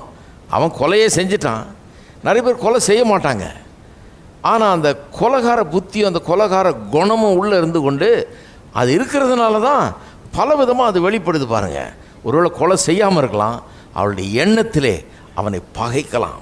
அவன் நாசமாக போகணும், அழிஞ்சு போகணும், ஒன்றும் இல்லாமல் போகணுன்னு யோசிக்கிற, அப்படிப்பட்ட அவன் செத்தா நல்லாயிருக்கும் அப்படின்னு யோசிக்கிற அப்படி எண்ணங்கள்லாம் அவனுக்குள்ளே இருக்கிறது, தாட்ஸ். அது மட்டும் இல்லாமல் வேறு பல காரியங்களை அந்த அவனை பற்றி அவனுக்கு எதிராக பல காரியங்களை செய்கிறான். செய்கிறத பார்த்திங்கன்னா கண்டிப்பாக அந்த கொலைகார புத்தி தான் செய்ய வைக்குது, கெடுக்கிற புத்தி. எதையாவது ஒன்று பண்ணி அவனுடைய வேலையை கெடுக்கிறது, குடும்பத்தை கெடுக்கிறது, அவனுடைய தொழிலை கெடுக்கிறது, அவனுடைய பொழப்பை கெடுக்கிறதுன்னு அந்த மாதிரி எதையாவது ஒரு விதத்தில் அவனை கெடுக்கணும். அது என்ன? அந்த கொலைகார புத்தி, காயினுடைய புத்தி. காயின்னு சொன்னோன்னா வெறும் கொலை இல்லை, அந்த கொலை கடைசியில் கொலையில் முடிஞ்சதை ஒழிய கொலைக்கு முன்னால் இதெல்லாம் இருந்திருக்கு. இதுதான் கொலையில் கொண்டு வந்து விட்டுச்சு. அந்த எண்ணம், பகை, வெறுப்பு, கசப்பு, தீங்கு செய்ய வேணும் என்கிற ஒரு உள்ளான ஒரு நோக்கம், அவனுக்கு தீங்கு நடக்க வேணும், அவன் ஒன்றும் இல்லாமல் போகணும், அழிஞ்சு போகணுங்கிற அந்த நோக்கம், அதுதான் காயினுடைய புத்தி. அது கடைசியில் முடிஞ்சுது கொலையில். அப்போ அவிசுவாசத்தினுடைய குணத்தை பற்றி அப்படி சொல்கிறார். அப்படிப்பட்ட எண்ணங்கள், அப்படிப்பட்ட நடவடிக்கைகள். இன்னொன்று, செய்கிறது மட்டும் இல்லை, விரோதமாக செய்கிறது மட்டும் இல்லை, விரோதமாக பேசுவார்கள். பேசுகிறதுலே கொலை பண்ணுவாங்க சிலர். பேசுகிறதுலே ஒருத்தனை அழிச்சிருவாங்க. பேசியே அவனுடைய ரெப்யூட்டேஷனை, அவனுடைய கேரக்டரை, அவன் எப்படிப்பட்டவன்றதை பற்றி பேசி விமர்சித்து அநியாயமாக அபாண்டமாக இல்லாது பொல்லாதெல்லாம் பேசி, அப்படியே அது உண்மையாக இருந்தால் கூட அது பேச வேண்டிய அவசியம் கிடையாது நமக்கு. ஏன்னா பேசினா அவன் கெட்டு போயிடுவான்னு யோசிக்கணும். நமக்கு பேசினா அவன் குடும்பம் கெட்டு போயிடும், அவன் வாழ்க்கை கெட்டு போயிடும், அவனுடைய இதெல்லாம் கெட்டு போயிடுமே. உண்மையான விசுவாசியாக இருந்தால் பேசுகிறதுன்னா யார்கிட்ட பேசணும்? அவங்ககிட்டயே போய் பேசணும். அவனை திருத்துறதுக்காக, அவனுக்காக ஜெபம் பண்ணணும், அவன்கிட்ட பேசணும், அவனுக்கு ஆலோசனை சொல்லலாம், அவனுக்கு உதவலாம். அதெல்லாம் ஓகே, அதுதான் ஒரு கிறிஸ்தவன் செய்ய வேண்டியது. ஊரெல்லாம் போய் சொல்கிறது, ஊரெல்லாம் போய் பேசுகிறதுங்கிறது இந்த காயினுடைய கொலைகார புத்தி. தீங்கு செய்ய வேணும், பாய்க்கணும், விரோதிக்கணும், ஏதாவது ஒன்று பண்ணிடணும். நிறைய பார்க்கலாம் பாருங்கள் அந்த மாதிரி இந்த உலகத்தில். அந்த காயினை போல காயினுடைய அதே புத்தி பாருங்கள், அதே ஒரு புத்தி மனுஷர்களுக்குள்ளே இருக்குது. அதுதான் அவிசுவாசியினுடைய அடையாளம். யாரையா பார்க்குறீங்களா? பாய்க்கிறாங்களா? மற்றவங்களை பற்றி கேவலமாக பேசுகிறாங்களா? இல்லாத பொல்லாதெல்லாம் பரப்புகிறாங்களா? தூத்துறாங்களா? எழுதி போடுறாங்களா? மற்றவங்களை பற்றி எங்கெங்கெல்லாம் போய் சொல்லி என்னென்ன கெட்ட பேர் உண்டாக்கணுமோ அதெல்லாம் உண்டாக்குறாங்களா? எப்படியாவது கெடுக்கணும்னு பார்க்குறாங்களா? நல்லா ஞாபகம் வச்சுங்க, காயின் புத்தி. சில நேரத்தில் அது கொலையில் போய் முடியலாம். அது ஒரு 10 லட்சத்துக்கு ஒருத்தர் போய் கொலை செய்யலாம், முடியும், எல்லாம் கொலை செய்ய போகிறதில்ல. ஆனால் அதே புத்தி, அதே தான் மென்டாலிட்டி சேம், வேறு ஒன்றுமே கிடையாது. அது விசுவாசியினுடைய அடையாளமே கிடையாது. ஒரு விசுவாசி என்று சொல்லிக் கொள்ளுகிறவன் இப்படி பண்ணான்னா அவன் விசுவாசியான்றது சந்தேகமாயிடுது. ஹலோ, அதுதான் யோவான் சொல்லுகிற நியாயம். இங்கே ஒரு விசுவாசியாக இருந்துக்கிட்டு ஒருத்தன் இந்த மாதிரி பிஹேவ் பண்ணான்னா, இப்படி ஒரு கொலைகார புத்தி உள்ளே இருந்ததுன்னா, கெடுக்கிற புத்தி, பாயத்து கசப்போட அவனை எப்படியெல்லாம் கேட்டு அவன் அழியணுன்ற விதத்தில் செயல்படுறது, அந்த புத்தி ஒருவனுக்குள்ளே இருந்ததுன்னா, அப்போ யோவான் சொல்கிறாரு, அப்போ அவன் விசுவாசியான்றதே ஒரு சந்தேகமாக இருக்குது. ஏன்னா ஒரு விசுவாசியாக இருந்தால் அன்பு இல்லையா அவனுக்குள்ளே இருக்கணும்? விசுவாசியாக இருந்தால் அட்லீஸ்ட் வாயை மூடிட்டாது இருப்பானே, நம்ம இதை பற்றி என்னத்துக்கு சொல்லிக்குவானே அப்படிங்கிற வாயை மூடிட்டா, நமக்கு கெடுப்பானே, சொன்னால் கெட்டு போயிடுமே, பிரச்சனை ஆகிடுமேன்னு அப்படி வாயை மூடிட்டாது இருப்பானே இல்லையா? அதுதான் யோவான் சொல்லுகிறார். விசுவாசி கெடுக்கிற புத்திக்காரன் கிடையாது. அவிசுவாசியோ அந்த புத்தி அவனுக்குள்ளே இருக்குது. உள்ள ஒருத்தனை பகைச்சான்னா, ஒருத்தன் நல்லா இருக்கக்கூடாதுன்னு நினச்சான்னா அதுக்கான முயற்சிகளில் இறங்குவான், பேச்சில் இறங்குவான், செயலில் இறங்குவான், ஏதாவது ஒன்றை செய்வான். க்ளீனாக அவன் அவிசுவாசியை அந்த மிருகத்தன்மை தான் அவனுக்குள்ளே இருக்குன்றதை காமிப்பான். பாருங்கள், அப்போஸ்தலனாகிய பவுல் சொல்கிறாரு தீத்துவில் பாருங்கள், 3ஆம் அதிகாரம் 3ஆம் வசனத்தை பாருங்கள். அது அப்படியே சொல்கிறார், முற்காலத்திலே நீங்கள்லாம் எப்படி இருந்தீங்க அப்படின்றார். அந்த விசுவாசிகளை பார்த்து சொல்கிறார், முற்காலத்தில் நம்மலாம் எப்படி இருந்தோன்றதை பற்றி பேசுகிறார் பாருங்கள். தீத்து 3:3, ஏனெனில் முற்காலத்திலே நாமும் புத்தியினரும் கீழ்ப்படியாதவர்களும், ரட்சிக்கப்படுறதுக்கு முன்னாடி எப்படி இருந்தோன்னு சொல்கிறார். புத்தியினரும் கீழ்ப்படியாதவர்களும் வழி தப்பி நடக்கிறவர்களும் பலவித இச்சைகளுக்கும் இன்பங்களுக்கும் அடிமைப்பட்டவர்களும் துர்க்குணத்தோடும் பொறாமையோடும் ஜீவனம் பண்ணுகிறவர்களும் பயக்கப்படத்தக்கவர்களும் ஒருவர் பகைக்கிறவர்களாயும் இருந்தோம். என்ன மாதிரி இருந்தோம்னு சொல்கிறாரு பாருங்க. எல்லாம் இருக்குது. ஃபூலிஷ்னஸ், புத்தியினம், டிசபீடியன்ஸ், கீழ்ப்படியாத ஒரு தன்மை, வழி தப்பி நடக்கிறது, சரியான வழியில் போகிறதில்ல, தப்பான வழியிலேயே போகிறது, பலவித இச்சைகள் இன்பங்களுக்கு அடிமைப்பட்டவர்களாக இருக்கிறது, துர்க்குணம், பொறாமை துர்க்குணத்தோடு தான் வாழ்க்கையே நடக்குது. பொறாமையிலே தான் வாழ்க்கை. தூங்குறது பொறாமையில் தான் தூங்குறது, எந்திரிக்கிறது பொறாமையில் தான், நாள் போகிறது வேலை செய்கிறது எல்லாம் வந்து பொறாமையை வச்சுட்டு தான் வேலையே நடக்குதுங்க. எவனையோ ஒருத்தரை நினச்ச ஒரு பெரிய பொறாமை, சில இடத்துல கூட பிறந்தவங்கள நினச்ச பெரிய பொறாமை இருக்கும். பொறாமை, அந்த பொறாமை பாருங்கள் உள்ள ரத்த பந்தம்னு சொல்கிறாங்கல்ல, அதையெல்லாம் தாண்டி அந்த பொறாமை உள்ளே இருக்குது பாருங்கள். பொறாமையோடையே வாழ்கிறது. ஏதோ ஒரு நிமிஷம் தடார்னு அந்த பொறாமையுடைய ஃப்ளாஷ் மாதிரி வந்துட்டு போகிறதில்ல. நீங்கள் சொல்கிறது பொறாமையோடையே வாழ்கிறாங்களாம், அதிலே வாழ்ந்துக்கிட்டு இருக்கிறாங்க. பொறாமையோடு ஜீவனம் பண்ணுகிறவர்கள், பாய்க்கப்படத்தக்கவர்கள், பாய்க்கிறவர்கள். என்ன கேரக்டரிஸ்டிக் பாருங்கள். எல்லோரும் இப்படி இருந்தால் நாடு காடு மாதிரி இருக்கும். காடு இப்படி தான் இருக்கும். காட்டில் போய் பாருங்கள், இந்த இதில் காமிக்கிறாங்க இல்லையா டிவியில், சிங்கம் புலி எல்லாம் எப்படி வேட்டையாடுது எல்லாம் பண்ணுதுன்னு. காட்டில் போய் பாருங்கள், எல்லாம் பதுங்கி தான் போகும். அப்படியே ஏதாவது ஒன்று ஏமாந்தால் பின்னால் போய் அடித்து தூக்கிட்டு வர வேண்டியது. ஸோ இந்த வேட்டையாடுற புத்தி, யாரை அடிக்கலாம், என்ன பண்ணலாம், எப்படி கொள்ளையிடலாம், அதான் காடு. சில நேரத்தில் நாடே காடு மாதிரி ஆகிடுது. ஏன்னா வெறும் அந்த மிருகத்தன்மை தான் நிறைய பேருக்குள்ளே இருக்குது. இன்னொருத்தனை பார்த்து பொறாமை, அவனை பாய்க்கிறது, அவனையே பார்த்து எரிச்சல் கொள்ளுகிறது, அவனை பற்றியே ஏதாவது பேசிக்கிட்டு இருக்கிறது, அவனை பற்றியே ஏதாவது விமர்சிச்சுட்டு இருக்கிறது, அவனை எப்படிலாம் கெடுக்கணுமோ அப்படிலாம் கெடுக்கிறது, அவன் குடும்பத்தை கெடுக்கிறது, பொழப்பை கெடுக்கிறது, எல்லாத்தையும் கெடுக்கிறது. இதுதான் உலக வாழ்க்கை பாருங்கள். அப்போஸ்தலன் யோவான் சொல்கிறாரு, கிறிஸ்தவன் ஒரு புது மனுஷன். கிறிஸ்தவன் வந்து ஒரு கம்யூனிட்டியில் வாழ்ந்தான்னா புது மனுஷன், டோட்டல் சேஞ்ச். அவனை பார்த்தாலே பாருங்கள், சக்கேயுன்றவனை பற்றி கதை சொல்லியிருக்குது. ஏசு அவன் வீட்டுக்கு போகிறாரு, ஒன்றுமே சொல்ல பாருங்கள். அவர் இன்றைக்கு நான் உன்னோடு வந்து தங்க வேணும்ன்றார். அவன் இறங்கி வர்றான், மரத்துலேருந்து வேடிக்கை பார்த்துட்ருக்கான். அவன் இவரை ஒரு சும்மா பார்த்துடலாமேன்னு, வேறு பெரிய போதகர், இவர் பெரிய பெரிய அற்புதங்கள்லாம் செய்கிறாராமே, இவரை பார்த்துருவோன்னு ஜவான்றார். நான் உங்கள்கிட்ட வீட்டுக்கு வரணுன்றார். இவனுக்கு ஆச்சரியம், இவர் நம்ம வீட்டுக்கு வர போகிறாரு. ஏன்னா ஊர்லேயே வெறுக்கப்படுறவன் அவன் வந்து ஒரு ஆயக்காரன். அந்த காலத்தில் ஆயக்காரில் வெறுத்தாங்க. ஏன்னா அவங்க வந்து கலெக்ட் பண்ணுறதுக்கு அதிகமாக கலெக்ட் பண்ணுறாங்க. யூத மக்கள் மத்தியிலேயே ஆயக்காரர்கள் இருந்தார்கள். கலெக்ட் பண்ணி ரோமாபுரியில் உள்ள அதிகாரிகளுக்கு கொடுக்குறது, அதில் அவங்களுக்கு கமிஷன், இதெல்லாம் அவுட் சோர்சிங் மாதிரி பண்ணிட்டாங்க. அவங்க யூதர் மக்களையே வச்சு கலெக்ட் பண்ணுறது டேக்ஸை. அப்போ இவன் வந்து எவ்வளோ கலெக்ட் பண்ண முடியுமோ அவ்வளோ கலெக்ட் பண்ணி கொள்ளையடித்து அவங்களுக்கு கொடுத்துட்டு இங்கே இவனு கொஞ்சம் நல்லா சம்பாதிக்கிறது. இந்த மாதிரி வேலையில் இருந்தால் பாருங்கள், வெறுப்பு ஜனங்களுக்கெல்லாம். ஆனால் பார்த்தாலே எரிச்சல் வருது. அப்படி இருக்கிறான், கொல்லாதவன் அவன். இப்படி தான் சமுதாயம் இருக்குது பாருங்கள். அப்போ பாருங்கள், அவன் ஒரு இடத்துல வாழ்கிறான், பார்த்து ஜனங்களாம் வெறுக்கிறாங்க. ஏன்னா அவன் வீட்டுக்குள்ளே கர்த்தர் போகிறாரு, இயேசு போகிறாரு. போனோடனே ஜனங்களாம் முறுமுறுத்தார்கள்னு இருக்குது. இந்த ஆயா இவன் வீட்டுக்கு போகிறாரியா, பாரியா, நம்மள்கிட்டலாம் ஒன்றும் கண்டுக்கல, பேசலை, நம்மெல்லாம் எவ்வளோ யோகியர்கள், நம்மெல்லாம் அவனை காட்டலாம், அவனை மாதிரி கொள்ளையை அடிச்சுக்கிட்டு இருக்கிறவங்க. இவங்களும் அதே பொசிஷனில் தான் அடிப்பாங்க. ஆனால் இவங்களுக்கு என்ன, நம்மெல்லாம் அப்படியா பண்ணுறோம்? அவன் என்ன அநியாயம் பிடிச்சவன், எவ்வளோ சொத்து சேர்த்துட்டான், எப்படி நம்மக்கிட்ட கொள்ளை அடித்து வாழ்ந்துட்டான், அவன் எவ்வளோ பெரிய பணக்காரன், எல்லாத்தையும் சேர்த்து வச்சுட்டான், அவன் எல்லாத்தையும் கொள்ளை அடித்தது தானே இது. அவன் வீட்டுக்கு போகலாமா, போயும் வேறு யாராவது ஒரு வீட்டுக்கு போகக்கூடாதா? அவன் வீட்டுக்கு போக முறுமுறுத்தாரலாம்.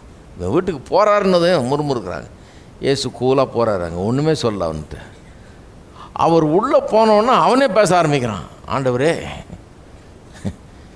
நான் யார்கிட்டையாவது அநியாயமாக ஏதாவது வாங்கியிருந்தேன்னா அதை நாளத்தனையாக நான் திருப்பி தந்துடலேன். என்னுடைய சொத்துக்களில் பாதியை நான் ஏழைக்கு தர்றேன், பாதியை நான் ஏழைக்கு தந்துடுறேன். அவன் பாருங்கள், உண்மையான ஒரு மனம் திரும்புதலை காமிக்கிறான்.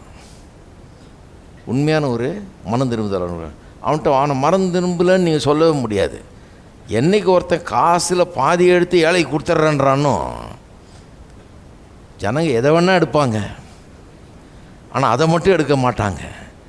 அதை எடுத்து கொடுக்குற குணம் வந்துட்டனால கிறிஸ்தவன் அர்த்தம். நல்லா கவனிங்க. பணத்தை ஒருத்தன் எப்படி கையாளுறான்றதை வச்சே நீங்கள் எடை போட்டுடலாம்.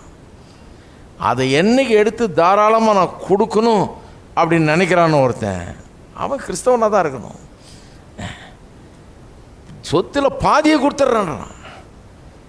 ஏதாவது அநியாயமாக யார்ட்டையா வாங்க வேண்டியதுக்கு மேலே டேக்ஸை கலெக்ட் பண்ணியிருந்தேன்னா நாளத்தனையே நான் திருப்பி தந்துடுறேன்றான், ரிட்டர்ன் பண்ணுறேன்றான்.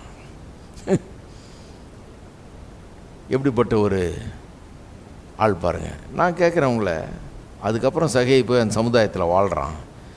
எப்படிப்பட்ட ஒரு இன்ஃப்ளூயன்சிங் பர்சனாக அவன் இருந்திருப்பான்னு நினைக்கிறீங்க? சமுதாயத்தில் எப்படிப்பட்ட ஒரு பாதிப்பை அவன் ஏற்படுத்தியிருப்பான்னு நினைக்கிறீங்க? எல்லாரும் பாய்க்கிறாங்க, வெறுக்கிறாங்க, அவனை நாசமாக போனவன் நினைக்கிறாங்க. ஏன்னா அவ்வளோ கொள்ளை அடிச்சிருக்கிறான். திடீர்னு பார்த்தா கூப்பிட்டு கொடுக்குறான் எல்லாருக்கும் திருப்பி காசை. 10 ரூபா ஜாஸ்தி சார்ஜ் பண்ணியிருந்தானா 40 ரூபாயை திருப்பி தர்றான். அந்த ஊரில் வேறு ஒன்றும் மைக்கு போட்டு பிரசங்கம்லாம் பண்ண வேண்டியதில்லை. இவனை பார்த்தாலே எல்லாம் கிறிஸ்தவனாகலாம். இதான் வேணும்னு, இப்படி தான் இருக்கணும்னு. இவனுடைய நடவடிக்கையை பார்த்து, இவனுக்குள்ளே ஏற்பட்ட மாற்றத்தை பார்த்து, சொத்தில் பாதியை எல்லாம் அநியாயமாக சம்பாரிச்சது தான், பாதியை நான் ஏழையில் கொடுத்துட்றேன், நான் ஏதாவது பண்ணுறேன், நான் தப்பு பண்ணிட்டேன், உணர்றேன், நான் இனிமேல் தப்பு பண்ணி வாழ விரும்பலை. இயேசு வந்துட்டார். இப்போது இயேசுவை பார்த்த உடனே அவனுக்கு வந்து விளங்கிருச்சு. அவனுக்கு ஐயோ, நான் அளவுக்கு மீறி தப்பு பண்ணிட்டேன், இனிமேலாவது சரியாக இருக்கணும், சரி பண்ணணும்னு சொல்லிட்டு பாதி ஏழையில் கொடுத்துட்றேன், நாளை தனியாக திருப்பி தர்றேன்றான். அப்போ அந்த ஊரில் எப்படிப்பட்ட எல்லாரும் அவனை வெறுக்கிறாங்க, பாய்க்கிறாங்க. இப்போ எப்படி இருந்திருப்பான்னு நினைக்கிறீங்க? ஆளை வித்தியாசமானவன். அவன் கிறிஸ்தவன் ஒன்றும் சொல்ல வேண்டியதில்லை. அவன் ஒன்றும் பைபிள் எடுத்துகிட்டு மைக்கு பிடிச்சிட்டு, அருமையானவர்களே, நேற்று வரைக்கும் எனக்கு இயேசுவை பற்றி தெரியாமல் இருந்தது, இப்போ தான் நான் கேள்விப்பட்டேன், சொல்ல வேண்டியதில்லை. ஹலோ, அதுக்கு தான் சொல்கிறேன், வேதம் சொல்லுது சாட்சியாக இருப்பீர்கள். ஆள் மாறிட்டான்றதை சொல்லவே வேண்டியதில்லை. அவன் மைக்கை பிடிக்க வேண்டியதில்லை, அனௌன்ஸ் பண்ண வேண்டியதில்லை, டிராக்ட் அடித்து யாருக்கும் கொடுக்க வேண்டியதில்லை, ஒன்றும் பண்ண. ஊரே பேசியிருக்கோம். நான் சொல்கிறேன், அந்த ஊர்லேயே பேசியிருப்பாங்க, எல்லாரும் சுற்று வட்டாரங்களில் பேசியிருப்பாங்க. பல ஊர்களுக்கு இந்த பேச்சு எட்டி இருக்கும். அந்த ஆயக்காரனை பார்த்தியாயா, என்ன சம்பாரிச்சான், எப்படி இருந்தான், எவ்வளோ கொள்ளை அடித்தான், நாளத்திரையே திருப்பி தரானா எப்படி அடிச்சிருப்பான் பாருங்க. அந்த ஆள் அவ்வளோ பொல்லாத குணம். அவனுக்குள்ளே இருக்கிற குணம் எப்படிப்பட்ட குணம்? பறிக்கணும், கொள்ளை அடிக்கணும், ஏமாந்த கையிலேருந்து எப்படியாவது வாங்கிடணும், பிடுங்கிடணும், தான் சேர்த்துடணும் அப்படிங்கிற அந்த பொல்லாத குணம் பாருங்கள். ஒரு மிருகத்தன்மை தான் இருந்தது அவனுக்குள்ள. எல்லாம் யாருக்கு? தான் குடும்பத்தை அவன் நேசிக்கிறான். திடீர்னு பார்த்தீங்கன்னா வேறு வித்தியாசமாகறான், ஏழைகளுக்கு கொடுக்குறான். எவ்வளோ பெரிய வித்தியாசம் பாருங்கள். யோவான் என்ன சொல்கிறாரு? கிறிஸ்தவன் அவனுடைய ட்ரேட்மார்க் அன்பு. அந்த அன்பை நம்ம ஒன்றும் டிராக்ட் அடித்து காமிக்க வேண்டியதில்லை, இது மைக்கை வச்சு கத்த வேண்டியதில்லை. இதை எல்லாருக்கும் என்ன கம்ப்ளைண்ட்னா, ஒரே சத்தம்யா, கால்ட்டு கத்துறாங்க அப்படின்றாங்க. அவ்வளோ கத்தாமலே உலகத்தையே ஆதாயப்படுத்திடலாம் இயேசுவுக்கு. கத்தாமலே உலகத்தையே ஆதாயப்பட சிலர் இருக்கிறாங்க பாருங்கள். மைக்கை ஆணை இப்படி திருப்பு, அந்த கடைசி வரைக்கும் கேட்கணும். இவர் பிரசங்கம் பண்ணுறது அங்கே வரைக்கும் கேட்கணுமா? சில நேரத்தில் கேட்டதுனாலே அடி வாங்குவார் இவர். இந்த பக்கம் திருப்பு, 4 பக்கமும் திருப்பு, 4 பக்கமும் போட்டோம். இது போனால் எல்லாம் கேட்டுட்டு ஆகான்னு வந்துடுவாங்க. பாட்டை கேட்டாலே வரமாட்டாங்க, இந்த சத்தத்தை கேட்டாலும் வரமாட்டாங்க. அப்போ கர்த்தர் எதுக்கு அங்கங்கே வச்சிருக்கிறாரு? இந்த உலகத்தில் பல இடங்களில் பிளான்ட் பண்ணியிருக்காரு. தேவனால் நடப்பட்ட நீதியின் விருட்சங்கள் என்று விசுவாசிகளை குறித்து சொல்லியிருக்கு. அங்கங்கே நட்டிருக்கிறார். ஏன்? அந்தந்த இடத்துல அந்த கனிகளை ஜனங்கள் எடுத்து புசிக்கும்படியாக, ருசி பார்க்கும்படியாக. ஒரு கிறிஸ்தவன்னா என்னங்கிறத ஜனங்க பார்த்து அனுபவித்து தெரிந்து கொள்ளும்படியாக கர்த்தர் நம்ம எல்லா இடத்துலையும் வச்சுருக்கிறார். இப்போ சாட்சியாக இருக்கிறதுன்றது நம்ம ஏதாவது ஒரு மீட்டிங் நடத்தி தான் ஆகணும்னு ஒன்றும் கிடையாது. நம்ம எதாவது மைக்கை வச்சு போட்டு தான் ஆகணும்னு ஒன்றும் கிடையாது. எல்லாருக்கும் நம்ம ஒரு வீட்டுக்கு வீடு ஏதாவது மைக்கை வச்சு என்னத்தையாக பண்ணி ஆகணும்னு கிடையாது. கிறிஸ்தவனாக இருக்கிறது, கிறிஸ்தவன் சாட்சியாக இருக்கிறதுங்கிறது அதுக்கு மேலான ஒன்று. இந்த மாதிரி சத்தியங்களை அறிந்து கொள்ள வேணும். அன்பு தான் என்னுடைய அடையாளம். உலகத்துக்கும் எனக்கும் ஒரு பெரிய வித்தியாசம் இருக்குது. அந்த பெரிய வித்தியாசத்தை நான் ஒன்றும் வெளிச்சம் போட்டெலாம் காட்ட வேண்டியதில்லை. வித்தியாசம் பார்த்தாலே தெரியும், அது அவ்வளோதான். அப்படி தான் இப்படிப்பட்டவர்கள் தான் நாம் என்பது உலகத்துக்கு விளங்கும்.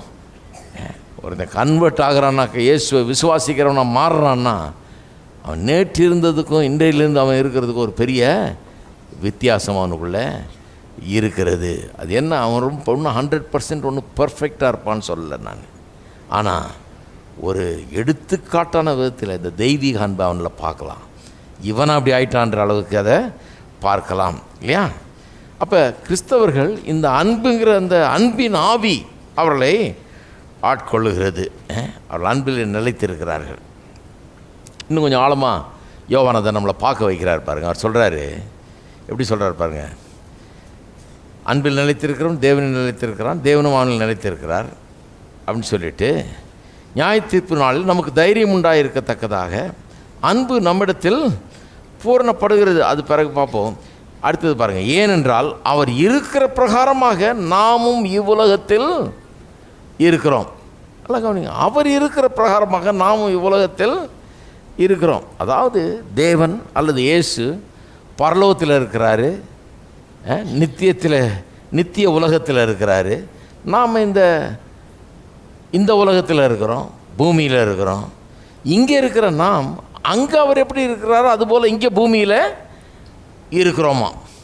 நல்லா யோசித்து பாருங்கள். கடவுள் இங்கே இருந்தால் எப்படி இருக்கும், அது மாதிரி நாம் இங்கே இருக்கிறோம். அவருடைய ரெப்ரசன்டேட்டிவ்லாம் இங்கே இருக்கிறோம். அப்போ அவர் எப்படி இருக்கிறாரு அதே மாதிரி தான் நாம் இங்கே இருக்கிறோம். அப்போ அவர் எப்படி இருக்காருன்னு பார்க்கணும். ஏன்னா அதே மாதிரி தான் நாம் இங்கே இருக்கணுன்றதை புரிந்து கொள்ள வேணும். அவர் எப்படி இருக்கிறாரு? அவர் எப்படி இருக்கிறாருன்னா தயாள கர்த்தராக அவர் இருக்கிறார். அவர் எப்படி இருக்காருன்றதை கொஞ்சம் பாருங்கள். மத்தேயு எழுதின சுவிசேஷத்தில் அங்கே மலை பிரசங்கத்தில் பிதாவானவர் எப்படி இருக்கிறாருன்னு சொல்கிறார். இயேசு பிதா எப்படிப்பட்டவர்ன்றதை சொல்கிறார். 45ஆம் வசனம். இப்படி செய்வதனால் நீங்கள் பரலோகத்தில் இருக்கிற உங்கள் பிதாவுக்கு புத்திரராய் இருப்பீர்கள். அவர் தீயோர் மேலும், யார் பாருங்கள், பரலோகத்தில் இருக்கிற பிதாவுக்கு நீங்கள் புத்திரராக இருப்பீர்கள், அவருடைய பிள்ளைகளாக இருப்பீங்க. எப்படி செய்வதனால் அப்படின்னு சொல்லிட்டு சொல்கிறாரு. அவர் எப்படி இருக்காருன்னு. அவர் தீயோர் மேலும் நல்லோர் மேலும் தமது சூரியனை உதிக்க பண்ணி நீதி உள்ளவர் மேலும் அநீதி உள்ளவர் மேலும் மழையை பெய்ய பண்ணுகிறார். இதைத்தான் ஆங்கிலத்தில் என்ன சொல்கிறாங்க, பெனவலன்ஸ், தயாள குணம். தயாள குணம்னா நமக்கு நல்லது செய்கிறவங்களுக்கு நல்லது செய்கிறதில்ல, நல்லோர் மீதும் தீயோர் மீதும் சூரியனை உதிக்க பண்ணி நீதி உள்ளவர் மேலும் அநீதி உள்ளவர் மேலும் மழையை பெய்ய பண்ணுகிறார். தான் அவருடைய அன்பின் குணம். அன்புள்ளவராய் அவர் இருக்கிறார். அவன் கெட்டவன்றதுனால அவனுக்கு சூரியன் கிடையாதுன்னு அவன் வீட்டு மேலே வெயில் அடிக்காதுன்ற பண்ணுறதில்லை. அவர் மழை எல்லா இடத்துலையும் பெய்யும், அவனுக்கு பெய்யாது அப்படின்னு பண்ணுறதில்ல. நல்லோர் மீது பொதுவான சில கிருபையை தர்றாரு எல்லாருக்கும். காமன் கிரேஸ் அப்படின்னு இங்கிலீஷில் கிறிஸ்டியன் டீச்சிங்கில் ஒரு பகுதி இருக்குது, காமன் கிரேஸ். காமன் கிரேஸுங்கிறது எல்லாருக்கும், பாவி கூட அந்த கிரேஸ் கிடைக்குது. அவங்க கூட போய் ஏதாவது ஒரு மரத்தை நட்டனா அந்த மரம் காய்க்குது. அவன் பாவின்றதுனால அது காய்க்காமல் போயிடுறதில்ல, அது காய்க்குது. அவங்க கூட போய் நிலத்தில் பயிரிடுறோம், அந்த பயிர் நல்லா விளைஞ்சி வருது. ஒழுங்காக தண்ணி பாய்ச்சி கரெக்டாக பண்ணான்னா விளைஞ்சி வருது. கெட்டவன்றதுனால விளையாமல் போயிடுறதில்ல, அவனுக்கும் அது நடக்குது. அதான் காமன் கிரேஸ்ன்றாங்க. எல்லாருக்கும் பொது அந்த கிருபை, எல்லாருக்கும் பொதுவான ஒரு கிருபை. அந்த கிருபையை கர்த்தர் காட்டுறார் பாருங்கள். நல்லோர் மீதும் தீயோர் மீதும் நீதி உள்ளவர் மீதும் அநீதி உள்ளவர் மீதும் என்று சொல்லியிருக்குது. அந்த அர்த்தம் என்ன? எப்படிப்பட்டவரான் கர்த்தர்? அதாவது அவர் நடந்து கொள்கிற விதம் எப்படி? மற்றவர்கள் எப்படி நடந்து கொள்ளுகிறார்களோ என்று பார்த்து அதன் அடிப்படையில் அவர்களை அன்பு கூறுவது கிடையாது. His attitude towards others is not determined or controlled by what they are and what they do, but by the love that he has. மற்றவர்களிடத்தில் அவர் எப்படி நடந்து கொள்ளுகிறார்ங்கிறது அவர்கள் எப்படி நடந்து கொள்ளுகிறார்கள், அவர்கள் எப்படிப்பட்டவர்கள் என்பதை பொறுத்ததல்ல, அவர் எப்படிப்பட்டவர் என்பதை பொறுத்து இருக்கிறது. அவர் அன்பாகவே இருக்கிறதுனால அவர் அவர்களிடத்தில் அன்புடன் நடந்து கொள்ளுகிறார். அப்போ தேவனுடைய அன்பு நமக்கு எப்படி காட்டப்படுகிறது? அவர் நம்மளை பார்த்து யோகியனாக இருந்தால் அன்பு காட்டுறதில்ல, யோகியனாக இல்லாத போதும் அவர் நேசித்தார். நாம் பாவிகளாக இருக்கையில் கிறிஸ்து நமக்காக சிலுவையில் மரித்தார். அக்கிரமக்காரர்களாக இருக்கையில், சத்துருக்களாக இருக்கையில், ரோமர் 5ஆம் அதிகாரத்தில் வாசித்து பாருங்கள் 5ஆம் வசனத்திலேருந்து, பாவிகளாக இருக்கையில், அக்கிரமக்காரர்களாக இருக்கிறது, சத்துருக்களாக 3 விதமாக சொல்லியிருக்குது.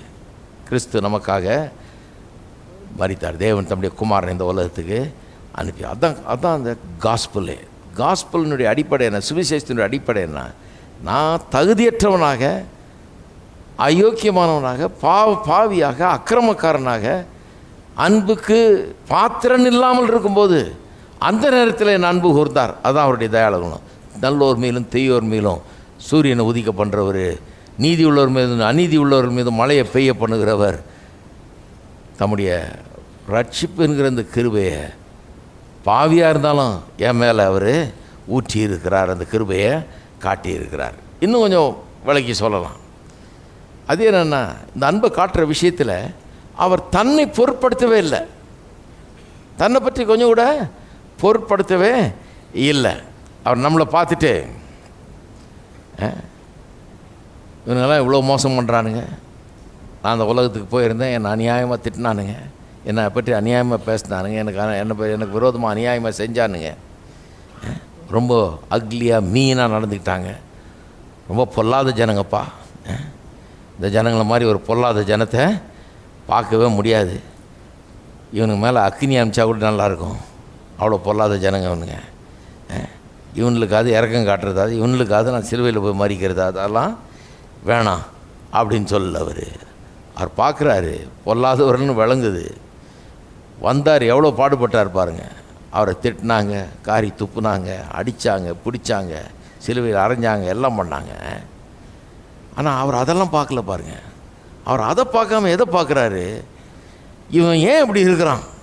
இவன் பிசாசுக்கு அடிமையாக இருக்கிறான், பாவத்துக்கு அடிமையாக இருக்கிறான். பிசாசுக்கு அடிமையாக இருக்கிறதுனால பிசாசு இவனை கண்ட்ரோல் பண்ணுறான்.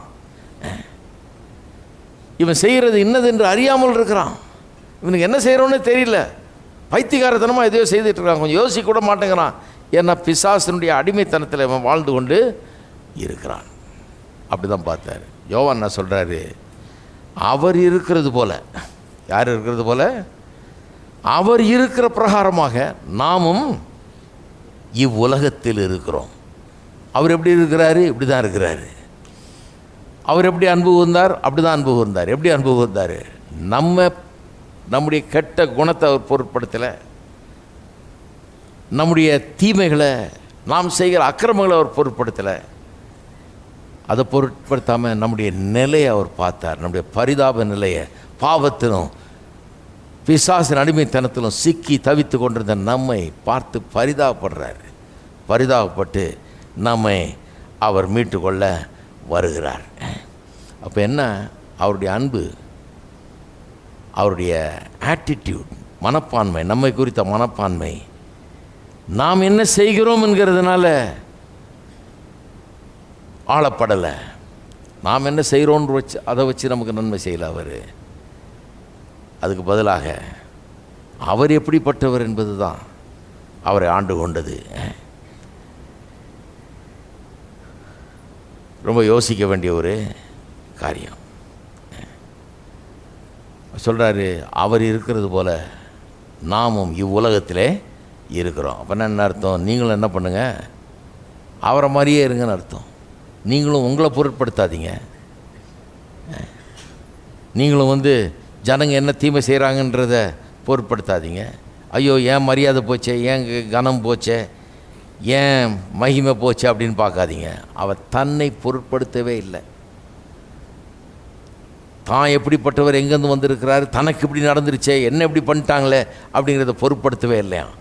அதைத்தான் சொல்கிறாரு, அவர் அங்கே இருக்கிறது போல் நீங்கள் இங்கே இருங்கள். என்ன அருமையாக சொல்லியிருக்காரு பாருங்கள். அங்கே அப்படி தான் இருக்கிறார் அவர். அப்படி இருந்ததுனால தான் அங்கேருந்து நம்மளை பார்த்து பரிதாபப்பட்டு நம்முடைய அக்கிரமத்தின் மத்தியிலையும் நம்ம ரட்சிக்கும்படியாக வந்தார். அவருக்கு நடந்த தீமைகளை, கொடுமையை கூட அவர் பொருட்படுத்தலை. நமக்காக அவர் ஜீவனை கொடுத்து நம்மளை ரட்சித்திருக்கிறார். அவர் இருக்கிற பிரகாரமாகவே நாமும் இவ்வுலகத்தில் இருக்க கடவோம்ங்கிறார். அது மட்டும் இல்லை, இன்னும் கொஞ்சம் இதாக சொல்லலாம். மற்றவர்களை பார்க்கும்போது அவர் எப்படி பார்க்குறாரு? அவர் எப்படி பார்க்குறாருன்னா, கொல்லாதவன் யோ இவனை போட்டு சாத்தினா நல்லாயிருக்கும் அப்படின்னு பார்க்குறது இல்லை. மற்றவர்களை பார்க்கும்போது அவர் எப்படி பார்க்குறாரு?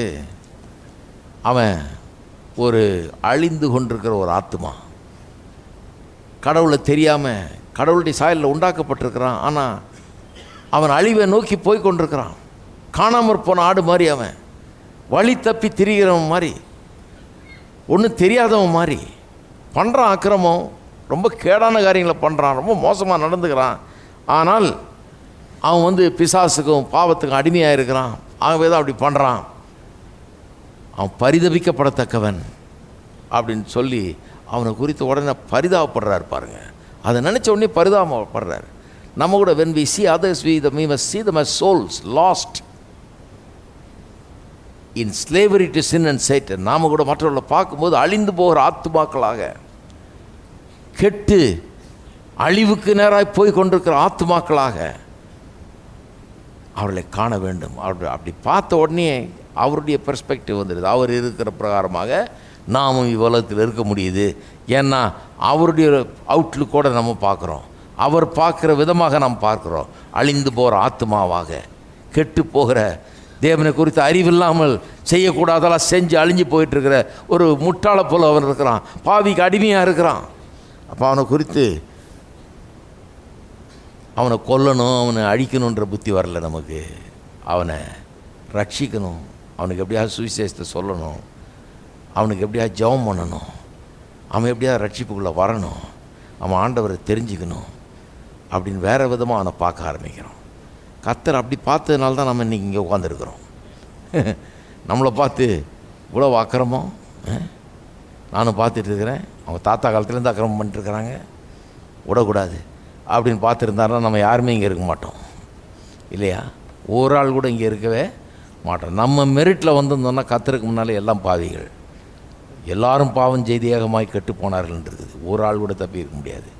இன்றைக்கி இவ்வளோ பேர் இங்கே உட்காந்துருக்குறோம், ரட்சிப்பை பெற்றவர்களாக இருக்கிறோம், தேவனுடைய பிள்ளைகளாக இருக்கிறோம், அப்படியே சந்தோஷத்தை அனுபவிக்கிறோன்னா அவர் நம்மளை அப்படி பார்க்கல, நம்மளை பார்த்து பரிதபித்தார், மன உருக்கம் கொண்டார், இரக்கம் கொண்டார். பாவம் தெரியாமல் செய்கிறாங்க, பேசுகிறது தெரியாமல் பேசுகிறாங்க. இங்கே பாருங்கள் இருக்கிறாங்க, சிலர்லாம் இருக்கிறாங்க பைபிள்லாம் கிழிச்சு போட்ட ஆளுகள்லாம் இங்கே உட்காந்துருக்குறாங்க. என்கிட்ட சொல்லியிருக்காங்க, நான் பைபிள்லாம் கிழிச்சு போட்டவங்கயா, இப்போ பைபிளை வச்சு வாசின்னு வாசிக்கிட்டு இருக்கிறேன், கரவும் போகணுமா அப்படின்றாங்க. ரொம்ப சந்தோஷம். பைபிளை கிழிச்சு போட்டதுக்கு கர்த்தர் நம்மளை கிழிச்சு போட்டிருந்தாருன்னு எப்படி இருக்கும்? டார்டாராக போயிட்டுருப்போம் ஒரே நிமிஷத்தில். சில ஆளுகள்லாம் இருக்கிறாங்க, இந்த கட்டடத்து மேலேயே கல் எடுத்து அடித்தவங்களாம் உட்காந்துட்டு இருக்கிறாங்க இங்கே, தெரியுமா உங்களுக்கு? இந்த பில்டிங் மேலேயே கல் எடுத்து அடித்த ஆளுங்க, அத்தனை ஷீட்டையும் உடச்சி நான் அதெல்லாம் திருப்பி மாற்றி கடன்னு உடையும் ஷீட்டு. அப்போல்லாம் வேறு மாதிரி ஷீட்டு, இந்த ஆஸ்பெஸ்டஸ் ஷீட் போட்டிருப்போம், இப்போ நல்ல இது போட்டிருக்கோம். அந்த ஆஸ்பெஸ்டஸ் ஷீட்டை உடச்சி நானும் மாற்றிக்கிட்டே இருப்பேன். அவ்வளோ ஒரு வெறுப்பு, ஒளிஞ்சி போங்கடா, என்னத்துக்கு இங்கே பிரசங்கம் பண்ணுறீங்க, என்னத்துக்கு இங்கே இருக்கீங்க அப்படின்ற ஒரு வெறுப்பு, அப்படிப்பட்ட ஒரு பகை. ஆனால் அதே ஆட்கள் இப்போ இங்கே உட்காந்துருக்குறாங்க.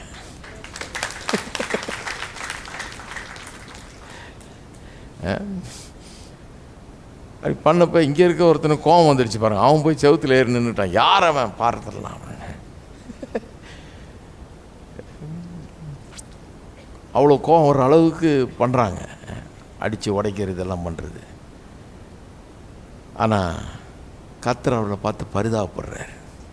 தெரியாமல் செய்கிறாங்க, தெரியாமல் தான் செஞ்சுருக்குறாங்க. இல்லைன்னா இங்கே வந்து உட்காந்துருப்பாங்களா இப்போது? இங்கே ஒரு விசுவாசி ஆகிருப்பாங்களா இன்றைக்கி வந்து? இல்லைன்னா அந்த இடத்துல வந்து ஆராதிப்பாங்களா இன்றைக்கி? அவங்க தெரியாமல் தான் செஞ்சுருக்கிறாங்க. நம்ம அதை புரிஞ்சிக்காமல் விட்டுறக்கூடாது. நமக்கு வந்து அவுட்லுக் வந்து அந்த அவுட்லுக் வரணும். அவர் இருக்கிற பிரகாரமாகவே நாம் உலகத்தில் இருக்கணும்னு சொன்னால் அதுதான் அர்த்தம். அவர் எப்படி யோசித்திருப்பார் அவங்கள பார்க்கும்போது? நமக்கு தீமை செய்கிறவர்கள, அக்கிரமம் பண்ணுறவங்கள, அநியாயம் பண்ணுறவங்கள எப்படி பார்க்குறோம்? நம்ம தெரியாமல் செய்கிறான். நானும் பார்க்குறேன் பாருங்கள், சில நேரத்தில் இந்த டிவிலாம் பார்க்கும்போது அப்படியே என்ன இவனுக்கு இப்படி இருக்கான்னு இல்லை. சில நேரத்தில் சிலர் பண்ணுறதை பார்த்தா மிருக ஜென்மங்களா இல்லை மனுஷனுங்களா அப்படிங்கிற மாதிரி இருக்குது நமக்கு. ஆனால் பரிதாபப்பட தான் தோணுது. தெரியாமல் செய்கிறாங்க, ஆண்டவர் அறியாமல் இருக்கிறாங்க, ரட்சிப்பை புரிந்து கொள்ளலை, தாங்க யாருன்னு தெரியல, அவங்களுக்கு பிசாசுக்கும் பாவத்துக்கும் அடிமையிலாக இருக்கிறாங்க. அப்போ ஒரு கிறிஸ்தவனாக இருக்கிறவங்களுக்கு அவனை சபிச்சு கொட்டாமல் அவங்கள வந்து நாசமாக போகணுன்னு நினைக்காம என்ன பண்ணுறோம்? அவங்களுக்காக ஜெபம் பண்ண ஆரம்பிக்கிறோம். அதுதான் அன்பு. அவங்களுக்காக பரிதாபப்பட ஆரம்பிக்கிறோம். ஆண்டவரே தெரியாமல் செய்கிறாங்க, என்ன செய்கிறோன்னு தெரியாமல் செய்கிறாங்க, பிசாசுக்கு அடிமையாக இருக்கிறாங்க அப்படின்னு சொல்லி அவளுக்காக ஜெபிக்க ஆரம்பிக்கிறோம், அவளுக்காக பாரப்பட ஆரம்பிக்கிறோம். ஏன்னா அவரில் ஒரு அழிந்து போகிற ஒரு ஆத்மாவாக நாம் காண்கிறோம். அது மட்டும் இல்லை, இன்னும் கொஞ்சம் ஆழமாக சொல்லலாம். இது அவர் இருக்கிற பிரகாரமாக நாம் இருக்கிறதுனா எப்படிங்கிறத பல விதமாக சொல்லலாம். இன்னொரு விதம் என்னென்னா, அவர் மன்னித்து மறக்கிறவர். அப்படி தான், அதுதான் அவர் இருக்கிற விதம். மன்னித்து மறக்கிறவர். தேவன் நம்ம பார்த்தாரு, நம்முடைய பாவங்களெல்லாம் தெரியாமல் இருந்துன்னு நினைக்கிறீங்களா? எல்லா பாவமும் தெரியும். நம்ம நினைக்கிறோம் இதை மறைச்சிட்டோம், அதை மறைச்சிட்டோம், அது தெரியாது, இது தெரியாதுன்னு. நம்ம மறைச்சதெல்லாம் அவர்கிட்ட அப்பட்டமாக தெரியும் பாருங்கள், அப்பட்டமாக தெரியும்.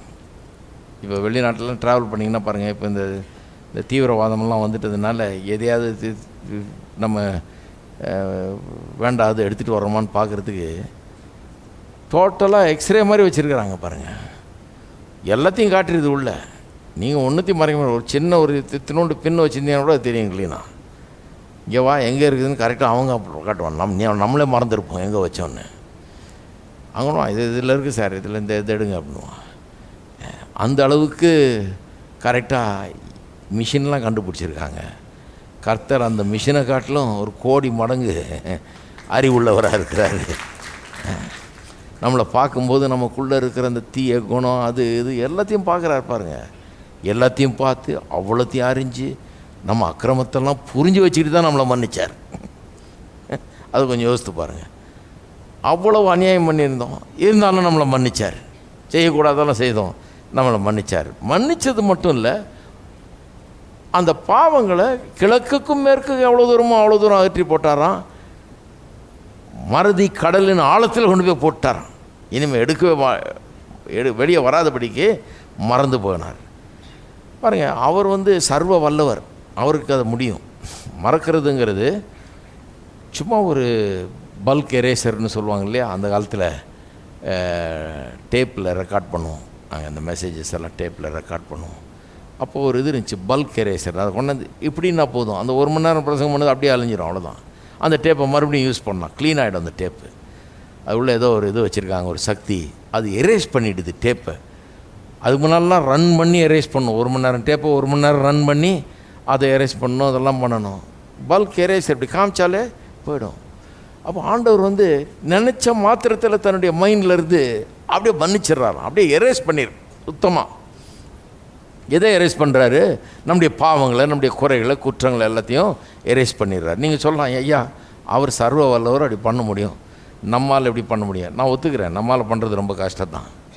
நம்ம ரொம்ப நாளாக மனப்பாடம் பண்ணுறதில்ல, ரொம்ப அதை கற்றுக்கிறதுல ரொம்ப தீவிரமாக இருந்துட்டோம், ஞாபகம் வச்சுக்கிறதில்ல.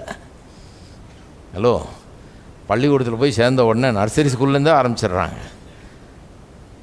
திரும்பி திரும்பி சொல்லு, திரும்பி திரும்பி பாடு. நான் படித்த ஒரு ஸ்கூலில் பாருங்கள், அது ஒரு மாண்டிசோரி ஸ்கூல் மாதிரி, அதில் வந்து பாட வைப்பாங்க. எதையுமே படித்த மாதிரியே தெரியாது, ஆனால் பார்த்தீங்கன்னா உள்ளே ஃபுல்லாக இறங்கிட்டுருக்கோம். எல்லாம் மறக்கவே முடியாது. நீங்கள் கணக்கு முதற்கொண்டு, இங்கிலீஷு முதற்கொண்டு, தமிழ் முதற்கொண்டு எல்லாம் ஃபுல்லாக இறங்கிடும் உள்ளே. அப்படி இருக்கும். நீங்கள் உட்காந்து மனப்பாடம் பண்ண பார்த்தீங்கன்னா வராது. இப்போ எல்லாம் பாட்டு வடிவில், ட்ராமா வடிவில் எல்லாத்தையும் போட்டு உள்ளே இறங்கிடுவாங்க. மொத்தமாக க்ளீனாக உள்ளே இறங்கிடும். பெரிய மூட்டைலாம் சுமக்கலை நாங்கள், நிறைய புக்கெல்லாம். அங்கே போய் ஜாலியாக ஆடி பாடின்னு இருந்தோம். எங்களுக்கே தெரில என்னத்தை போடுறாங்க உள்ளேன்னு. திருப்பி திருப்பி பாடி பாடி ஆடி ஆடி ட்ராமாவில் ஆக்ட் பண்ணி, இதை பண்ணி அதை பண்ணி கடைசியில் என்ன சொல்லித்தர வந்தாங்களோ அதெல்லாம் உள்ளே இறங்கிட்டாங்க கரெக்டாக. அப்போ மறக்காதபடிக்கு, அழியாதபடிக்கு, என்றைக்குமே மறந்துடாதபடிக்கு உள்ளே வைக்கிறதுல ரொம்ப தீவிரமாக இருக்கிறோம் நம்ம. ஏன்னா மறக்கிற குணம் நமக்கு ரொம்ப இருக்குதுன்னு சொல்லிட்டு மறக்காமல் இருக்கிறதுக்கு ட்ரைனிங் எடுத்துகிட்டு இருக்கிறோம். அது ரொம்ப ட்ரைனிங் எடுத்து இப்போ மறக்கிறது ரொம்ப கஷ்டமாக இருக்குது. 5 2 பெருக்குன்னா 10ங்கிறது எப்படி மறக்கிறது? ஹலோ, மறக்க மாட்டேங்குதே. இப்போ கார் ஓட்டுறேன், 10 வருஷம் நான் ஓட்டலைன்னா கூட காரில் உட்காந்து டக்குன்னு ஓட்ட முடியும். மறக்க முடியாது, அது சோபத்தோடு கலந்துருது, மறக்க முடியாது. அப்போ பல விதங்களில் நாம் மறக்க முடியாதவர்களாயிட்டோம். சில காரியங்கள் அப்படியே உள்ளே வச்சு மறக்க முடியாத அளவுக்கு உள்ளே வைக்க கற்றுக்கிட்டோம். இப்போ மறக்கிறதுங்கிறது நமக்கு ஒரு பெரிய பிரச்சனையாகிடுது.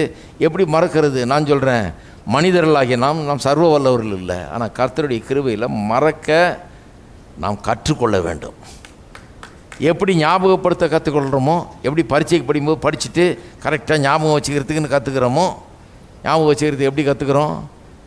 படிக்கிறோம், படிச்சுட்டு அதே மைண்டில் வச்சுருக்கிறோம். இந்த பாயிண்ட்ஸ் எல்லாம் என்னென்ன படித்தோன்றதை மனசில் வச்சுருக்கிறோம் இல்லையா?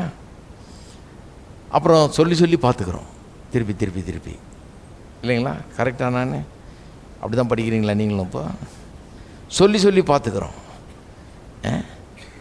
சில நேரத்தில் எழுதி பார்த்துக்குறோம், கடகடன்னு எடுத்து அந்த பாயிண்ட்ஸ் எல்லாம் எழுதி எழுதி பார்த்துக்குறோம். நம்ம எத்தனை தடவை மனசில் வச்சு அதை பற்றி யோசிக்கிறோமோ, எத்தனை தடவை சொல்கிறோமோ, எத்தனை தடவை எழுதுகிறோமோ, அவ்வளோவுக்கு அதிகமாக நமக்குள்ளே இன்னும் ஆழமாக பரீட்சையில் போனோன்னு கடகடன்னு எழுதிட்டு வந்துடலாம். ஏன்னா இந்த எக்ஸசைசஸ் எல்லாம் என்ன பண்ணுது? எழுதி படிம்பாங்க, சொல்லி படிம்பாங்க இல்லையா? இதெல்லாம் வந்து சும்மா இல்லை, இதெல்லாம் நல்லா படிக்கிறது எப்படின்னு கத்துறாங்க. எழுதி படித்தாலே தனி இது. அப்போ எழுதுனா மறக்க முடியாது, அதனால தான் எழுதி படின்றாங்க.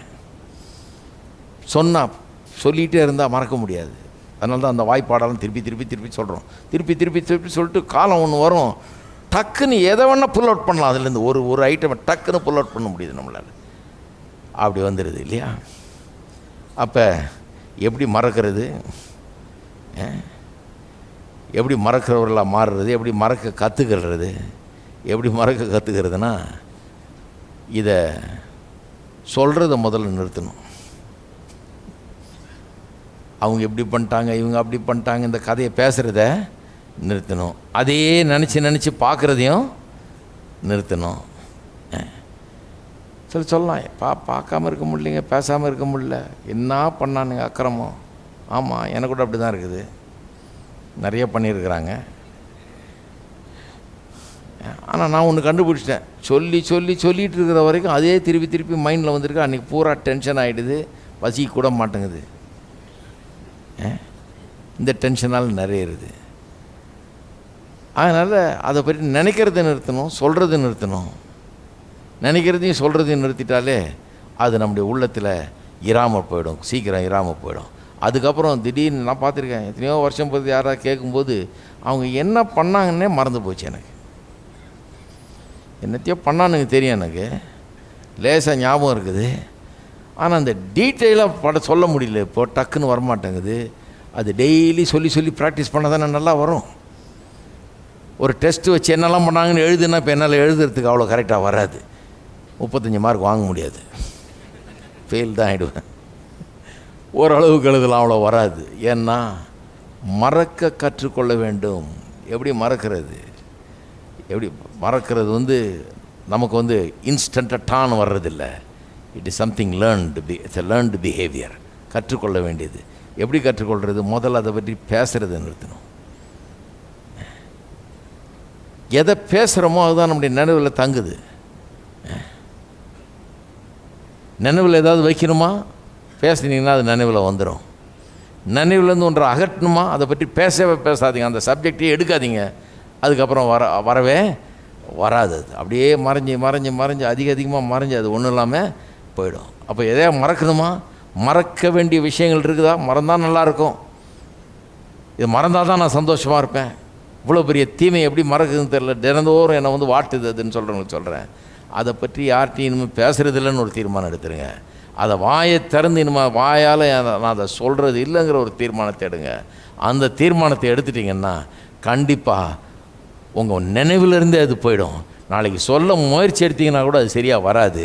ஏன்னா அவங்க நினைவிலே அது இருக்காது. இருக்கீங்களா?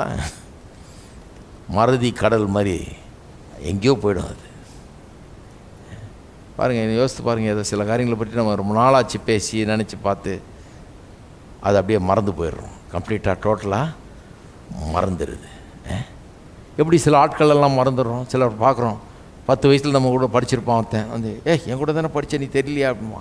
சுத்தமாக தெரியல. எப்படி மறந்தோம்? பார்க்கவே இல்லை ஆளை, அந்த ஆளை பற்றி பேசவே இல்லை, அந்த சப்ஜெக்டே வரலை, அவனை பற்றி எந்த நினைவும் வரல, எந்த பேச்சும் வரல, ஒன்றும் வரல. 50 வருஷத்துக்கு பிறகு வந்து நான் கூட தானே படித்தேன், நான் எப்படி அது திடீர்னு ஒன்றும் தெரியாது. ஆனால் யாரை பற்றிலாம் பேசி, யாரெல்லாம் நினச்சி பார்த்து, யாரெல்லாம் நினைவு கூர்ந்து நம்ம பேசி மற்றவங்கள்ட்ட சொல்கிறோமோ, அல்லது ஒரு ஃபோட்டோ கிட்ட வச்சுக்கிட்டு அப்பப்போ எடுத்து பார்த்துட்டு இருக்கிறோமோ, அவங்களெல்லாம் மறக்கவே முடியாது. அப்போ எதெல்லாம் மறக்கக்கூடாதோ அதெல்லாம் வச்சுக்கோங்க. எதெல்லாம் மறக்க வேண்டுமோ அதெல்லாம் மறக்கிறதுக்கு கற்றுக்கொள்ள வேணும். அந்த மறக்கிறது கற்றுக்கொள்றதுல ஒரு ப்ராக்டிஸ் என்னன்னா வாய். யாக்கோபு 3ஆம் அதிகாரத்தை வாசிங்க. நாவு சிறிய நெருப்பு பெரிய காட்டை கொளுத்துகிறது. பேசிக்கிட்டே இருந்தா காட்டை கொளுத்துன மாதிரி நம்முடைய சந்தோஷத்தை கொளுத்திரும் இந்த நாக்கு.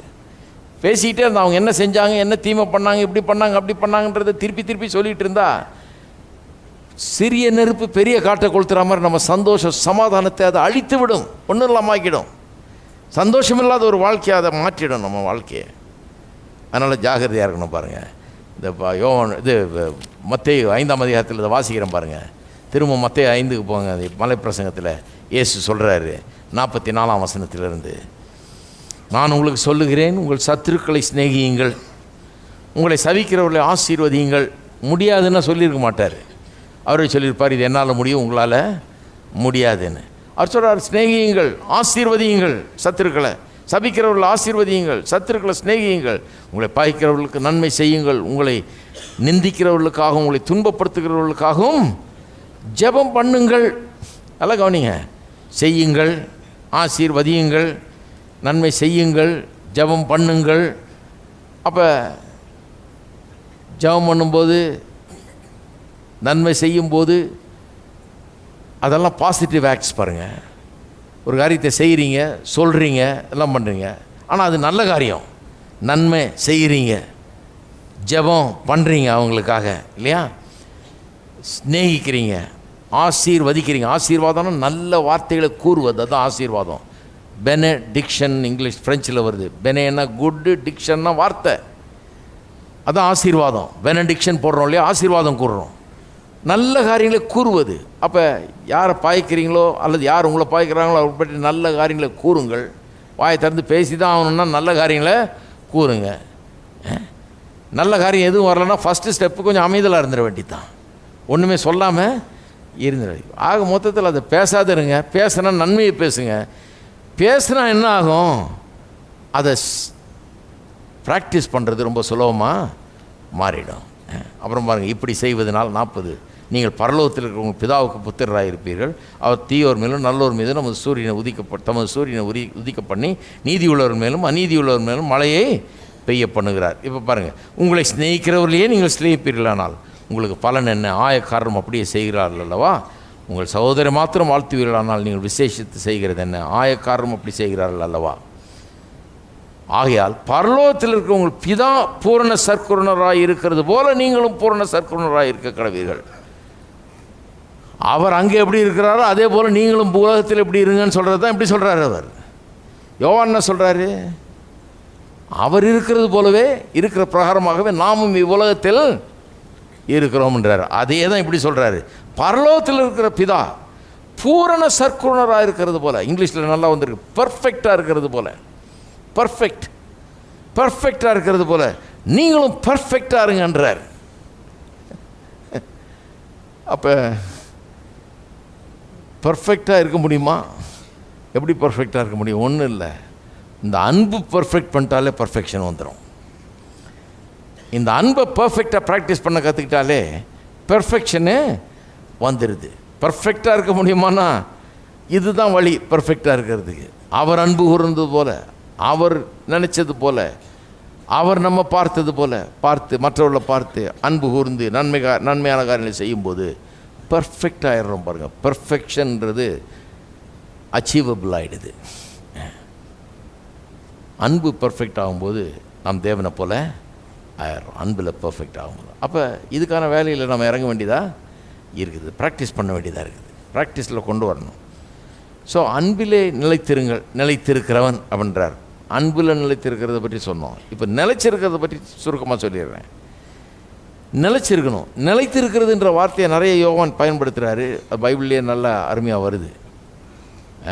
உன்னதமானவரின் மறைவில் இருக்கிறவன் சர்வ வல்லவரின் நிழலில் தங்குவான். அந்த தங்குவான்ற வார்த்தை தான் அந்த நிலைச்சிருக்கிறத குறிக்கிற வார்த்தை. அதாவது இந்த அன்பில் நிலைத்திருக்கிறதுனா என்ன? அப்பப்போ ஒரு ஸ்பாஸ்மாடிக்கா, அதாவது அப்பப்போ வந்து தொட்டுக்கிறது இல்லை, அப்பப்போ அன்பு காட்டுறது இல்லை. யாரா நமக்கு அன்பு காட்டுறப்ப அன்பு காட்டுறது இல்லை. இன்றைக்கி அன்பு காட்டுறது நாளைக்கு வேறு மாதிரி இருக்கிறது இல்லை. சில வீடுகளில் பார்த்திங்கன்னா சொல்லுவாங்க, அவர் என்ன மூடில் இருக்காருங்க, நல்ல மூடில் இருக்கும்போது பார்த்து கேட்கணும். திடீர்னு போனால் கடிப்பாரோ கொதைப்பாரோ எட்டி உதைப்பாரோ யாரு கண்டா, அது மூடு பார்த்து நம்ம வேலை செய்யணும். இவர் மூடை பார்த்துக்கிட்டு இருக்கிறதுலே பெரிய எக்ஸ்பர்ட்டாக சில அம்மாமார் இருப்பாங்க. பிள்ளைகிட்ட சொல்லுவாங்க, நீ பேசாமல் இருறா, நான் மூடு பார்த்து நேரம் பார்த்து காலம் பார்த்து கரெக்டாக அவரை போட்டு அவர்கிட்ட காசை வாங்கி கொடுக்குறவனுக்கு பேசாமல் இருப்பாங்க. இது பெரிய ஞானியாக இருக்கணும் இதுக்கு, மூடு பார்க்குறதுக்கு. ஏன்னா இந்த காலத்துக்கு மூடியாக இருக்கிறதுனால என்ன பண்ணுவாங்களோ, அடிப்பாங்களோ குறைப்பாங்களோ உதைப்பாங்களோ, என்ன பண்ணுவோம் சொல்ல முடியாது. பக்கத்தில் போனால் என்ன நடக்குமோ சொல்ல முடியாது. நல்ல மூடு நேரத்தில் போகணும். ஆனால் கிறிஸ்தவர்கள் அப்படி இல்லை. அதாவது அவங்கெல்லாம் சில நேரத்தில் நல்ல மூடில் இருக்கும்போது நல்லா இருக்கிறாங்க, ஆனால் எல்லா நேரமும் அப்படி இல்லை. அன்பில் நிலைத்திருக்கிறதுனா எதை பற்றி சொல்கிறது? அன்பில் நிலைத்திருக்கிறதுனா மூடியாக இருக்கிறது இல்லை, அப்பப்போ மூடு வரும்போது அன்பாக இருக்கிறது இல்லை, எப்போவுமே அன்பில் நிலைத்திருக்கிறது. அதை பற்றி தான் இங்கே சொல்லுது. தேவன் பாருங்கள் மாறாதவராக இருக்கிறார். தேவனிடத்தில் எந்த மாறுதலும் இல்லைன்னு யாக்கோபு 1:17 வாசிக்கிறோம் இல்லையா? அவர் மாறாதவராக இருக்கிறாரு. அவர்கிட்ட வேற்றுமையின் நிழல் இல்லை, அப்படி தானே சொல்லியிருக்கு. வேற்றுமையின் நிழல், எந்த மாற்றமும் கிடையாது அவர்கிட்ட. வேற்றுமையின் நிழல் இல்லை. நிழல் பாருங்கள், இப்போ ஒரு மாதிரி அடிக்கும், அப்புறம் வேறு மாதிரி அடிக்கும். அந்த வேற்றுமை கிடையாது அவர்கிட்ட. வேற்றுமையின் நிழல் அவர்கிட்ட கிடையாது. அப்போ அவர்கிட்ட வேற்றுமையின் நிழல் இருந்துதான் நம்ம எப்படி இருந்திருப்போம்னு யோசித்து பாருங்கள். நம்முடைய தவறுகள்லாம் அப்போ நம்ம தப்பு செய்கிறப்பெல்லாம் போட்டு நம்மளை நொறுக்கி தள்ளி இருந்தார்னா இந்நேரம் ஒன்றும் மீந்திருக்காது நம்மக்கிட்ட, இல்லையா? அவர் வேற்றுமை நிழல் உள்ளவராக இருந்திருந்தார்னா இன்றைக்கி ஒரு மாதிரி நாளைக்கு ஒரு மாதிரி. அப்படின்னா ரொம்ப ஜாக்கிரதையாக இருக்கணும். குட் ஃப்ரைடே அன்றைக்கி அவர்கிட்ட போய் அதை கேட்டுறக்கூடாது. ஏன்னா அவரை சிலுவையில் அரைஞ்ச நாள் ரொம்ப பேட் மூடில் இருப்பார். போயிடாது இன்றைக்கி. அவர் அன்றைக்கி தான் சிலுவையில் அரைஞ்சாங்களாக்கும். எப்படி இருப்பாரோ, என்னமா இருப்பாரோ, கோபமாக இருப்பாருன்னு நினைக்கிறேன்.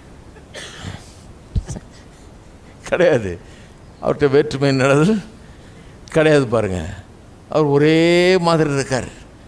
அதான் சொல்லியிருக்கு, தேவன் அன்பாகவே இருக்கிறார். அன்பாகவே இருக்கிறார்னா நேற்று ஒரு மாதிரி இருப்பார், இன்றைக்கி ஒரு மாதிரி இருக்கிறார், நாளைக்கு வேறு மாதிரி இருப்பார். அடுத்த நாள் எப்படி இருப்பாரோ கடவுளுக்கு தான் வெளிச்சம். அப்படி கிடையாது. அவர் இன்றைக்கி எப்படி இருக்கிறாரோ அப்படி தான் நேற்று இருந்தார், நாளைக்கும் அப்படி தான் இருப்பார். இன்னும் 10 வருஷம் பொறுத்து பார்த்தாலும் அப்படி தான் இருப்பார். இன்னும் 10,000 வருஷம் பொறுத்து பார்த்தாலும் அப்படி தான் இருப்பார். கோடி வருஷம் பொறுத்து பார்த்தாலும் அப்படி தான் இருப்பார். அவர் அன்பாகவே இருக்கிறார். காலையிலையும் அப்படி தான் இருக்கிறாரு, மத்தியானமும் அப்படி தான் இருக்கார், ராத்திரியும் அப்படி தான் இருக்கார். எப்போவுமே அன்பாகவே இருக்கிறார். அதனால தான் பாருங்கள், இந்த தேவன்கிட்ட எப்போவுமே நம்ம வரலாம்.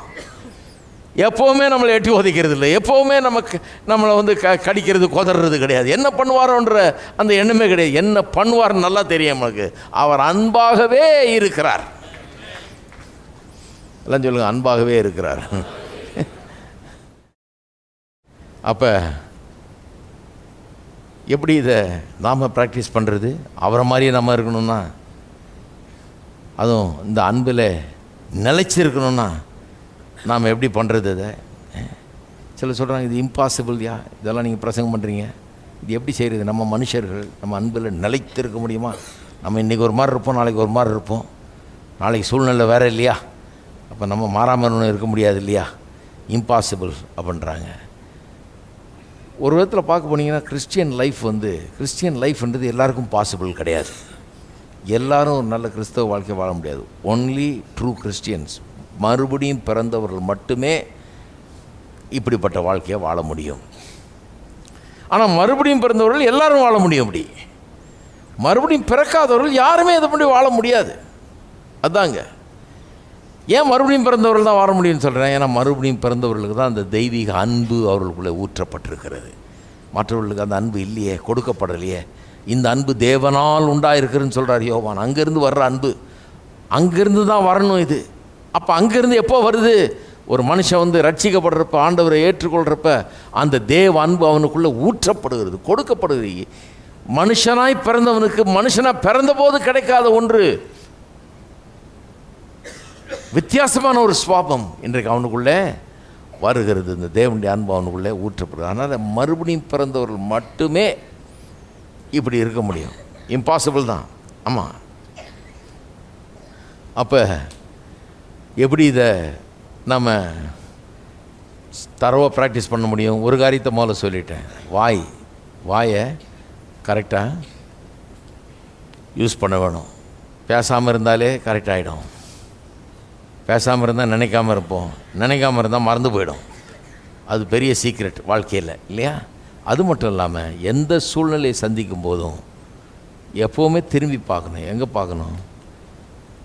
தேவனுடைய அன்பு எப்படிப்பட்டதுன்னு பார்க்கணும். நாம் எப்படி இருந்தோம், எப்படி அழிந்து போய் கெட்டு போகிறவர்களாக இருந்தோம், பொல்லாதவர்களாக இருந்தோம், அக்கிரமக்காரர்களாக இருந்தோம், பாவிகளாக இருந்தோம், தேவனுக்கு சத்துருக்களாக இருந்தோம். கர்த்தர் நம்ம எப்படி நேசித்தார், அவருடைய அன்பு எப்படிப்பட்டது, அவர் எப்படி நம்மளை நேசித்தார் அப்படின்னு யோசித்து பார்த்து அதே விதத்தில் தான் நாம் நடந்து கொள்ளணும் எல்லா சுச்சுவேஷனையுமே. இது சண்டேஸில் மட்டும் ப்ராக்டிஸ் பண்ணுற ஒன்றும் இல்லை. சர்ச்சுக்கு வந்துட்டு எல்லாரையும் பார்த்து ஸ்தோத்திரம் அது இல்லை. இது Monday, Tuesday, Wednesday, Thursday, Friday, Saturday எல்லா நாளும் பாருங்கள், எல்லா சூழ்நிலையும், வேலையிலையும் சரி, வீட்லேயும் சரி, எல்லா இடத்துலையும் சரி, இதை நினச்சி பார்க்க வேண்டியதாக இருக்குது. நாம் எவ்வளோ குறைவுள்ளவர்களாக இருந்தோம், எவ்வளோ பாவிகளாக இருந்தோம், எவ்வளோ தகுதியற்றவர்களாக இருந்தோம், தேவன் நம்ம எவ்வளவோ அன்பு கூர்ந்துருக்கிறாரு. அப்போ ஒரு சூழ்நிலையில் நம்ம கடினமான சூழ்நிலை வரும்போது அன்பு காட்டக்கூடாதுன்ற மாதிரி இருக்கும்போது எப்படி அன்பு காட்டுவது? இதை எண்ணி பார்க்க வேணும். இதுதான் ரெஃபரன்ஸ் நமக்கு. உடனே இதுதான் நமக்கு மனசில் வருது. அவர் இப்படி இருந்தார், அவர் இப்படி செய்தார், அது போலவே தான் நான் செய்ய போகிறேன். நான் நினைக்கிற மாதிரி செய்ய போகிறதில்ல, உலகத்தில் எல்லாம் செய்கிறது போல் செய்ய போகிறதில்ல. அவர் வழிகாட்டி இருக்கிறார். அவர் இருக்கிறது போலவே நானும் இவ்வுலகத்தில் இன்றைக்கு இருக்கிறேன். ஆமென். எல்லாரும் எழுந்து நிற்போம். அடுத்த வாரம் தொடருவோம். ஸ்தோத்திரம். கரங்களை உயர்த்தி நாம் கர்த்தரை ஸ்தோத்திரிப்போம். சத்தியத்துக்காக நாம் கர்த்தருக்கு நன்றி செலுத்துவோம். வாழ்க்கையை மாற்றக்கூடிய சத்தியம், நம்முடைய குடும்பங்களை, வாழ்க்கையை, நம்முடைய இந்த உலகத்திலே நாம் இருக்கிற விதத்தை மாற்றக்கூடிய சத்தியம். சகை எப்படி அந்த சமுதாயத்தில் போய் ஒரு ஆச்சரியப்படத்தக்க மனுஷனாக இருந்திருப்பானோ அதுபோல் நாம் ஒவ்வொருவரும் இருக்க வேண்டும் என்பதுதான் தேவனுடைய சித்தம். இயேசு உங்கள் வீட்டுக்கு வந்திருந்தார்னா, உங்கள் உள்ளத்தில் வந்திருந்தார் என்றால், அவர் உங்கள் உள்ளத்தில் மாற்றத்தை உண்டு பண்ணியிருந்தார் என்றால், இந்த சமுதாயத்தில் நீங்கள் மாற்றத்தை உண்டு பண்ண வேண்டியவர்களாக இருக்கிறீர்கள். ஹல்லேலூயா. ஸ்தோத்திரம். பிதாவே, உம்மை துதிக்கிறோம், உம்மை ஸ்தோத்திரிக்கிறோம். இந்த காலை வேளையிலே இந்த வார்த்தைகளை இருதயத்தில் நீர் வைப்பீராக. உள்ளங்களோடு நீர் பேசுங்க தாவே. எல்லாரையும் மாற்றி அமைக்கிறபடியாக உமக்கு ஸ்தோத்திரம். இந்த காரியங்களை குறித்த ஒரு புதிய அறிவும் வெளிச்சமும் உண்டாகட்டுங்க தாவே. நாங்கள் இந்த உலகத்தில் ஏதோ சும்மா இல்லை, உங்களுடைய வரிக்காக வெறும் காத்துக்கிட்டு உட்கார்ந்துக்கிட்டு இல்லை கர்த்தாவே. நாங்கள் இங்கே வைக்கப்பட்டிருக்கிறோம். இங்கே உமக்காக ஒளி விட்டு பிரகாசிக்க முடியாது உலகத்தின் ஒளியாக இங்கே வைக்கப்பட்டிருக்கிறோம். நீர் அங்கே இருக்கிறது போலவே, அதுபோலவே இந்த உலகத்தில் நாங்கள் இருக்கிறோம். இதை அறிந்து கொள்ள, புரிந்து கொள்ள மக்களுக்கு உதவி செய்வீராக. ஒளி விட்டு பிரகாசிக்கட்டும். இந்த உலகத்தில் பெரிய மாற்றத்தை உண்டு பண்ணட்டும், பெரிய பாதிப்பை ஏற்படுத்தட்டும், அநேகரை கவர்ந்து இழுக்கக்கூடியவர்களாக இருக்கட்டும். குடும்பங்கள் ஆசீர்வதிக்கப்படட்டும், அன்பு பெருகட்டும், சமாதானம், சந்தோஷம், நிம்மதியும் மகிழ்ச்சியும் ஒவ்வொரு குடும்பத்திலும் உண்டாகட்டும். உமக்கு எல்லா கனமையுமே துதி ஸ்தோத்திரங்களை எடுக்கிறோம். இயேசுவின் நாமத்திலே ஜெபிக்கிறோம். நம்முடைய கர்த்தராகிய இயேசு கிறிஸ்துவின் கிருபையும் பிதாவாகிய தேவனுடைய அன்பும் பரிசுத்த ஆவியானவருடைய ஐக்கியமும் நாம் அனைவரோடும் இன்றைக்கும் என்றைக்கும் இருப்பதாக. ஆமென்.